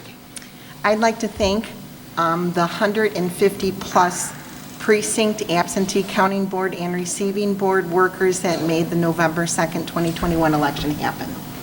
I am appreciative and extremely proud of the phenomenal clerk's office staff, meaning Kathy, Dana, and George, and our election pit crew, Alonda, Dennis, Marlene, Joanne, Art, and Karen and Diane, who run our absentee counting board, the last two. We also had one of our retirees, Jeannie North, come back into our clerk's office to help out on election day. We want to thank for making the Dearborn Heights clerk's office the best, this is my opinion, clerk's office in the county and the state. Thank you to Crestwood School District, District 7, Westwood, and Dearborn Public Schools, as well as St. Sabina and St. Maria Goretti for hosting our polling locations. In addition, the day could not have been successful without the cooperation and assistance of our very own library director for hosting the polling locations at Caroline Kennedy, and for providing us with the availability of rooms for all of our election training and the meetings that we hosted in person, and allowing our absentee counting board to use the library chairs. That was a special request. Thank you to our Parks and Recreation Director for accommodating our polling locations at the Berwyn Center and Canfield. Also, a big shout out to Mike Henniger at the Richard A. Young Center. He's always welcoming, and we have had our absentee counting board there for the last 2 years, and it works out phenomenal. The city's IT department, police department, and building and maintenance are also part of our team.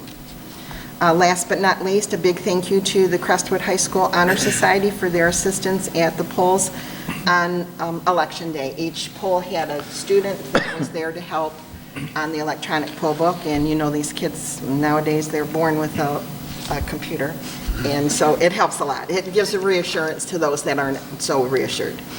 I did want to let you all know that I received inquiries and questions about why it took longer for the results to post. The candidates were aware of this because I sent out an email to them prior. But the reason that happened was because the county, Wayne County, had asked Dearborn Heights, and I agreed, to be part of a test for transmitting election results. Results typically are sent via modem right from the precinct, and that's why the county gets them immediately. The new process that they asked us to be part of entailed the tabulator card, so We could not read in any of the cards until that information got back to City Hall. It was then read in from each precinct, read into a standalone secure election computer at City Hall. Once all the voting results were returned and uploaded, they were sent securely to Wayne County for verification. The county is looking into this program at this to be a permanent change in the election procedure. Results were, however, posted at each polling location as well as we had all of them posted at City Hall. One more quick thing. Additionally, Councilman Abduhak, you're not going yet. Okay, the write-in candidates, just so that you all know, the reason why we don't know that yet is it's the Wayne County Board of Canvassers' responsibility to review all write-in votes to determine their validity. Once the Board of Canvassers certifies the results of the write-in votes as well as the election, the candidates will be notified and the results will be posted on the city website. We anticipate, hopefully, that they will be available next week.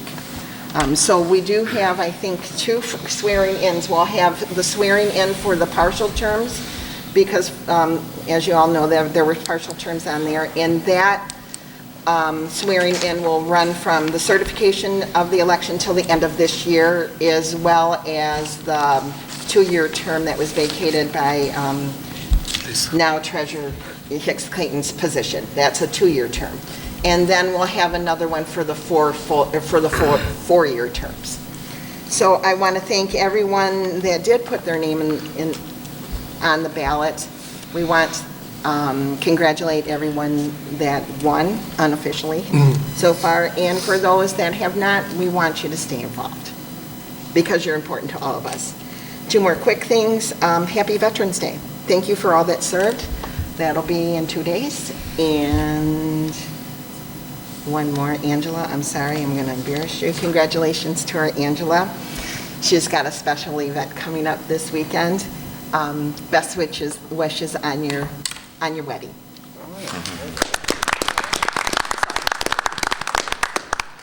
I think the clerk's office definitely deserves a round of applause. All you and the volunteers, of course. Good job. We got the best facts. I was right, wasn't I? Huh? You guys are the best. I think my invitation was lost in the mail.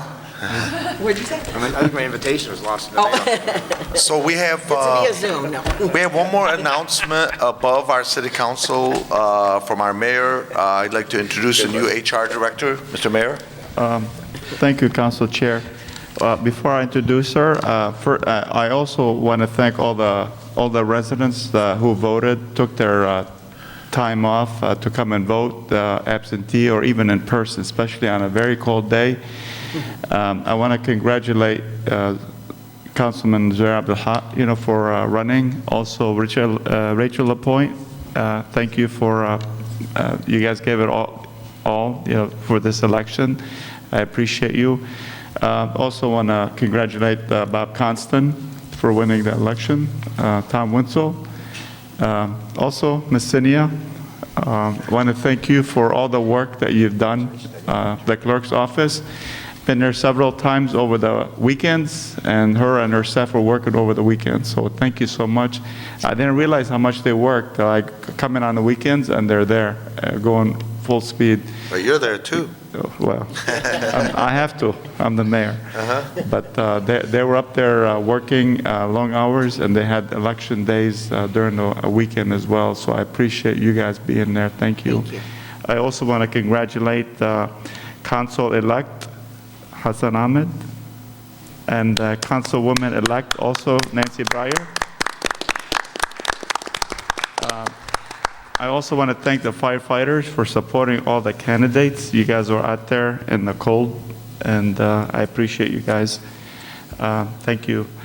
And I also want to introduce Margaret Hazlett. You can stand up. That's our new HR director. Margaret, if you don't mind, come on up to the podium so that the audience can see you. Thank you. Just want to ensure I'm not a figment of your imagination, correct? That's right. We just want to make sure that you're... I'm very honored to have this opportunity to serve in the role of your Human Resources Director. I have some very big shoes that I am following, in terms of my predecessor, and I'm happy to hear that she's still going to stay involved with us in the role that she is. And I just want you to know that I'm very excited the opportunity to serve. Thank you. Well, I look forward to working with you. Thank you. Thank you, Margaret. You're welcome to the city. Also, I just want to make sure I let you guys know tomorrow's the Marine Corps birthday. So happy birthday to all the Marines, 10 November, tomorrow. Devil dogs. I also, happy Veterans Day to all the veterans. It's on the 11th. And the STIT Post has an event, so all of you want to come and support, come to the STIT Post. They're going to have a ceremony 11. They also have food. So if you don't know where the STIT Post, 11 o'clock. It's 11, 11, 11. So 11th day, 11 o'clock, and 11th day. So please come and support. Thank you. And happy Veterans Day, Eric. It's good. Council Chair, can we have all the veterans out there stand up? How many veterans do we have out there? I know Mr. Jackson's a veteran. Do we have any other veterans out there anyway? How about here at the table? Do we have any veterans up here at the table? Please stand up. Depends on who you ask. You know who I'm asking. Stand up. Thank you for your service. God bless you guys. All right, thank you, Mr. Mayor. Any other announcements from anyone in the city? Go ahead, Treasurer. I'm going to wait my turn. Good evening, everyone. Good evening. I, too, would like to thank all of our veterans for serving. There aren't words to express our appreciation to you and to your families as well, who made those sacrifices so we can actually be here and to gather and to share our opinions and to vote and to things that we take, advantage of. And we need to really appreciate that, so thank you. I would also like to thank the voters, and I was reelected as well, so thank you to the voters for their continued support. I always am so humbled, but I have some great news for you all. We're almost there. Are you ready? Are you ready for some big news? So starting on Monday, which is the 15th, we're going live with DivDat. So we are ready to go live where you, as the residents, will be able to pay your water bills and your tax bills when they come out on December 1st. You'll be able to go to 4 locations in Dearborn Heights to pay at a kiosk. It gives you flexibility on your times when you can go to the kiosk because it's based on the store's operation, their hours of operation. You'll be able to pay online. You will be able to get email reminders or text reminders of your bills, which I'm excited because I love reminders. You'll be able to get your receipts text or emailed to you as well. And you will be able to use your phone to make payments to your city. So we're pretty excited about that. But I want to add with that, if I may, I want to extend, I know the mayor would join me as well with this extension of an invitation to the official ribbon cutting ceremony for our launch. And I'd like to invite every single person, as well as the honorable council members, Madam Clerk as well, to the DivDat ribbon cutting ceremony on Wednesday, November 17th at 10 a.m. And it's going to be at Dearborn Fresh Supermarket. And that's 26811 Ford Road, 26811 Ford Road in Dearborn Heights at 10 a.m. So please join us because we're pretty excited about this DivDat launch and giving you more payment options and bringing the city technology forward. And we can see a vision of this, not just your water bills and your tax bills, but moving into the future, any pay-for service to be able to have those options to make those payments versus going in person. But if you want to come in person, we're still there. You can still visit the treasurer's office, and we're still there Monday through Thursday. Thank you. So thank you. Thank you, Treasurer. Question for her, please. Got a quick question? Since we have her here, we might as well. Go ahead. Is there any extra charge if people pay by phone through their their phone? You know what, you still have the credit card processing fee, but how much is it? Well, right now, it's 3%, but we negotiated that down. Okay. It's more like 2.57, so we negotiated it down with his new vendor. Was a check?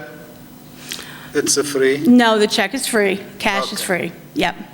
So if you pay with cash or a check, it's free. It's only if you use your And if they card. are late one day, they have to pay the penalty. That is correct. Okay, so they understand, they have to pay on time. Yes. Even if they are one day late, the penalty that is is cor- 3%. Yeah, so that is correct, and I can't speak for water department, but I do know that if somebody's late for the first time, and it's like the first time they've done it like in over a year or more, it can be forgiven, the first late fee.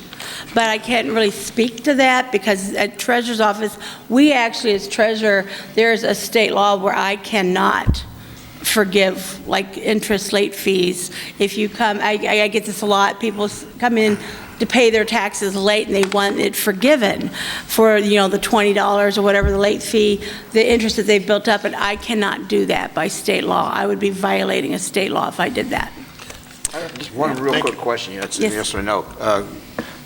Madam Treasurer, does these kiosks, and you're paying your water bill and it's due on, December 15th, and you come in on December 15th at 11:59 PM, it'll still go? That is correct. Okay. Yep, it's very much live in real time. Yes. Thank you, Treasurer. You're welcome. That's where I Next up, we have somebody we borrowed from one of the radio stations. I'm sure he's got a good announcement. Go ahead. Hello, Council, Chair, and Mayor. First off, thanks to everyone who helped sponsor and participated in the inaugural Trunk or Treat mini golf program, including Rachel Lapointe, Mayor Bill Bozzi, the Dearborn Heights Fire Department, Friends of the Library, the Crestwood and Annapolis Volunteers, the Dearborn Heights Community and Cultural Relations Commission, Mo Bay Dune, and library staff that did trunks, including Jim, AJ, Megan, and Kelly, and honorary library staff member Lisa McCaffrey for their efforts. I had a great time raising money for Goodfellows and look forward to doing this next year. Continuing Goodfellow fundraising efforts, we will keep raising money by selling Ralphie the Holiday Ghost. This is Ralphie the Holiday Ghost, bringing presents to kids. Over the next few weeks, we will also have toys for Tots bins at both libraries as well. So if you have unwrapped, new and sealed toys to give to area children, you can drop them off at Carolyn Candy Library or JFK Library. Next, I want to make mention of an upcoming program, the Future of Robotics, Saturday, November 20th at 1 p.m. at JFK Library.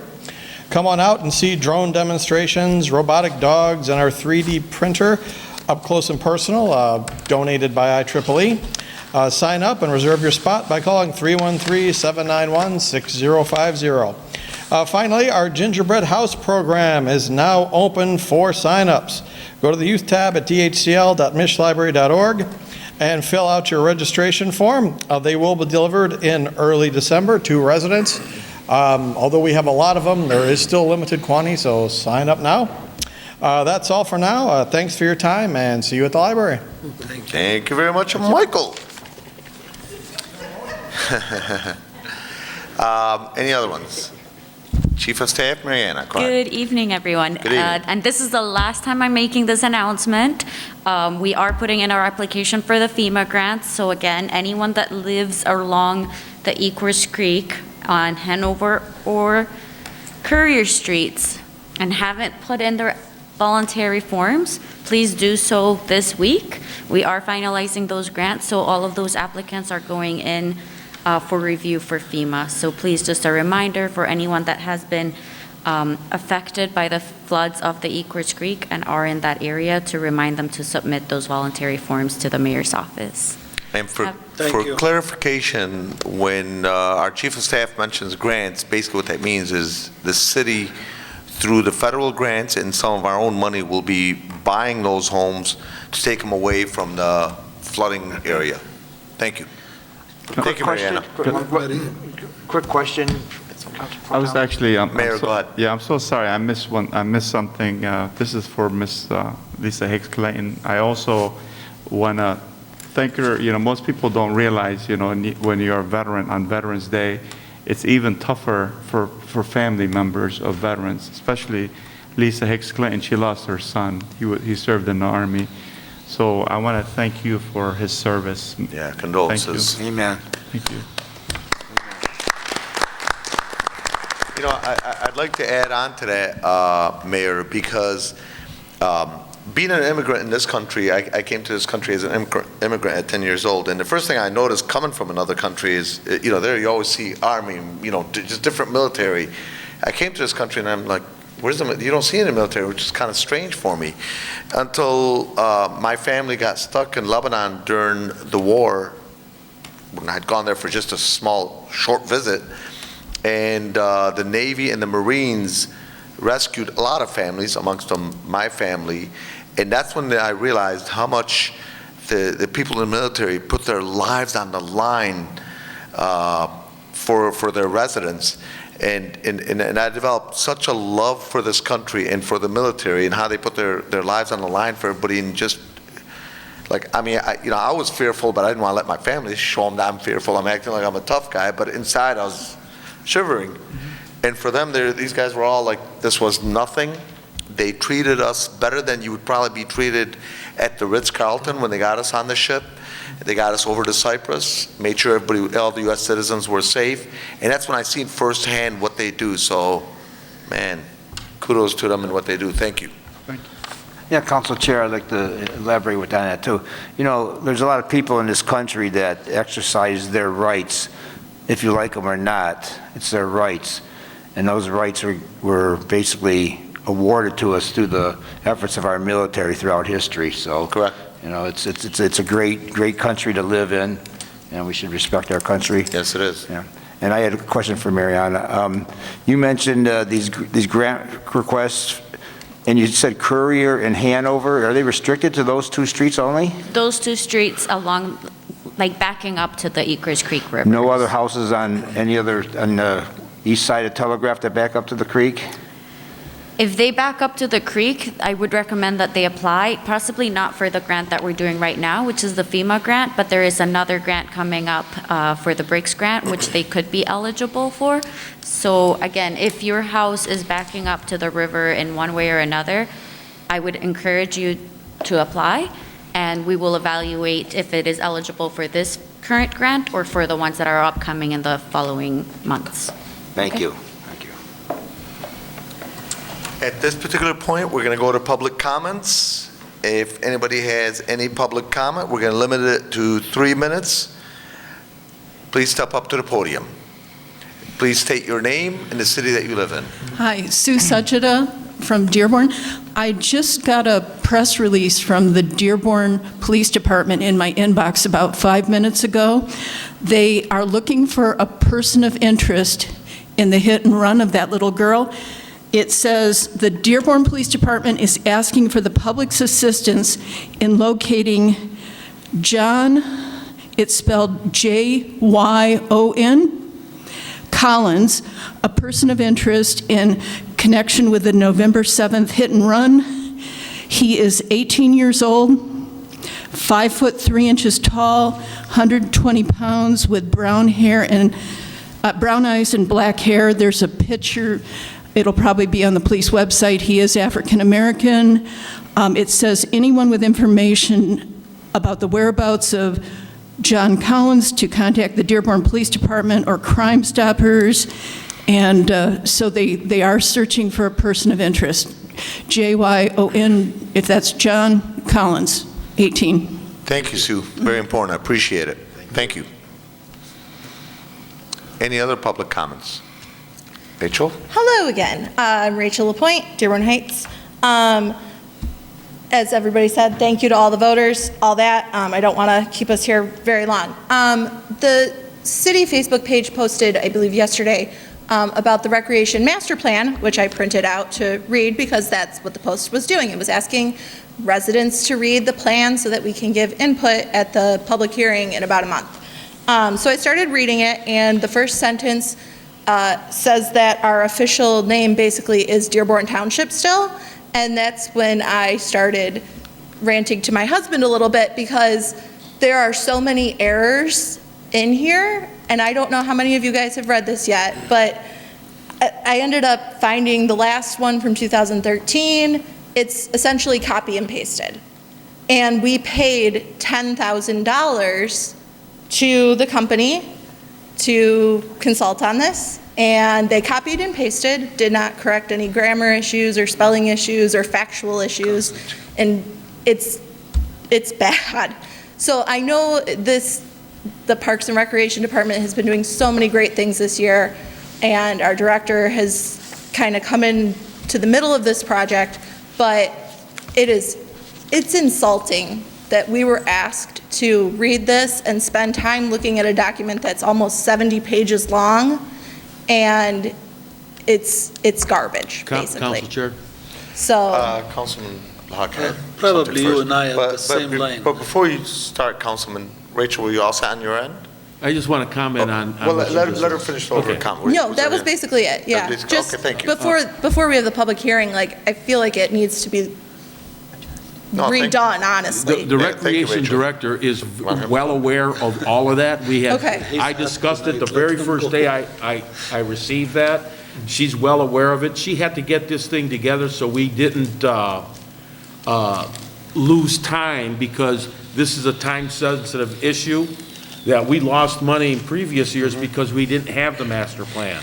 Okay. So she's well aware of this, and I'm going to apologize for her, because, this is something that she came halfway through. Yeah, and So, I don't blame her for that, for sure, and I understand that there's those We discussed it at time length, things. and she knows all about it. She goes, God, she goes, but I can't believe that you read it the first day. I said, well, yeah, that's part of my job here, okay? Right. So Well, she and is when well aware. When it's posted like on Facebook and everybody, it's out there in public, like, I mean, it's kind of embarrassing for the city too. Like, if I can figure this out in 24 hours, anybody can, like, it doesn't look great, so.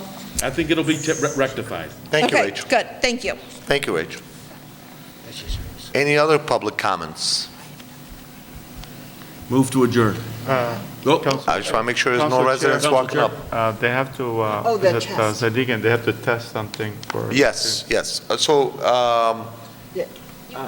Councilor Gary Miyake, for the testing, so just for full disclosure, we're going to be testing the hybrid of the Zoom meeting and an in-person meeting, and they're going to do the testing on it, the technology people.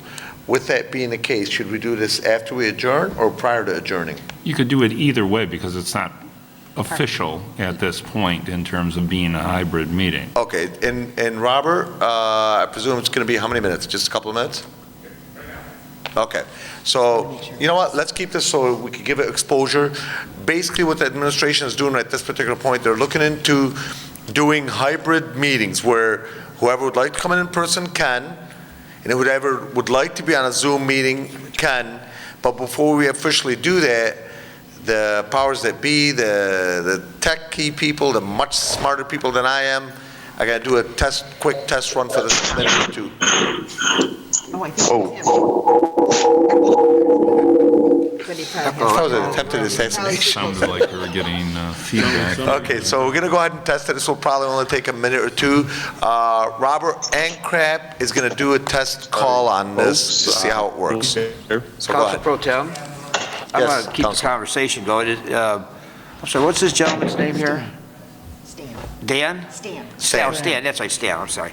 Stan, is this going to have the capability of, say, if a council member it has to be out of town, can they be in a meeting officially?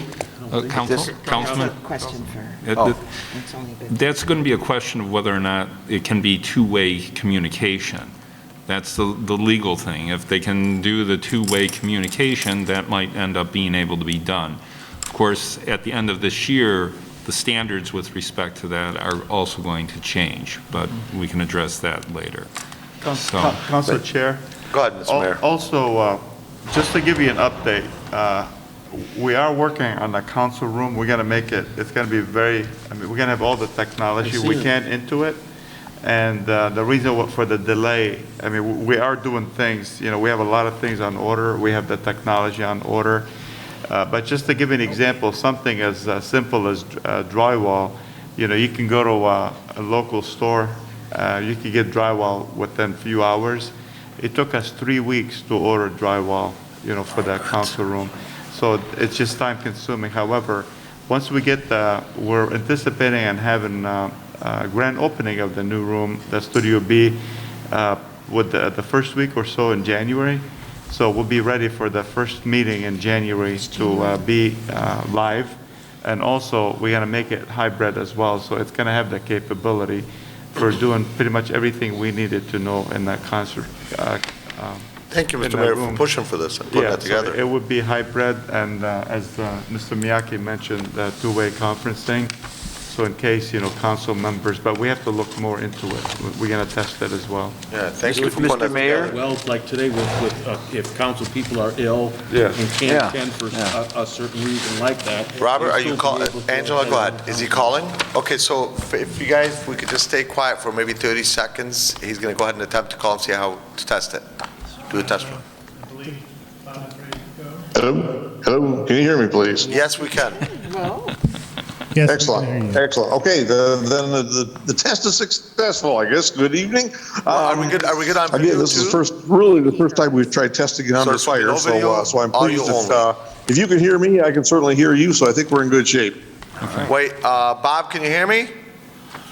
He hung up. Yep. Hello? Yes. You can hear me, right? Can you hear me now? Yes, I sure can. Okay, thank you.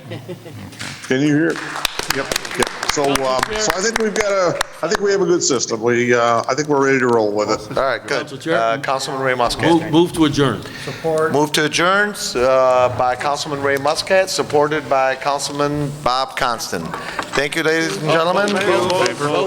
Sorry? Oh, we got to vote on that. I apologize. Yes. All in favor? Say aye. Aye. Those opposed? Meeting adjourned. Thank you.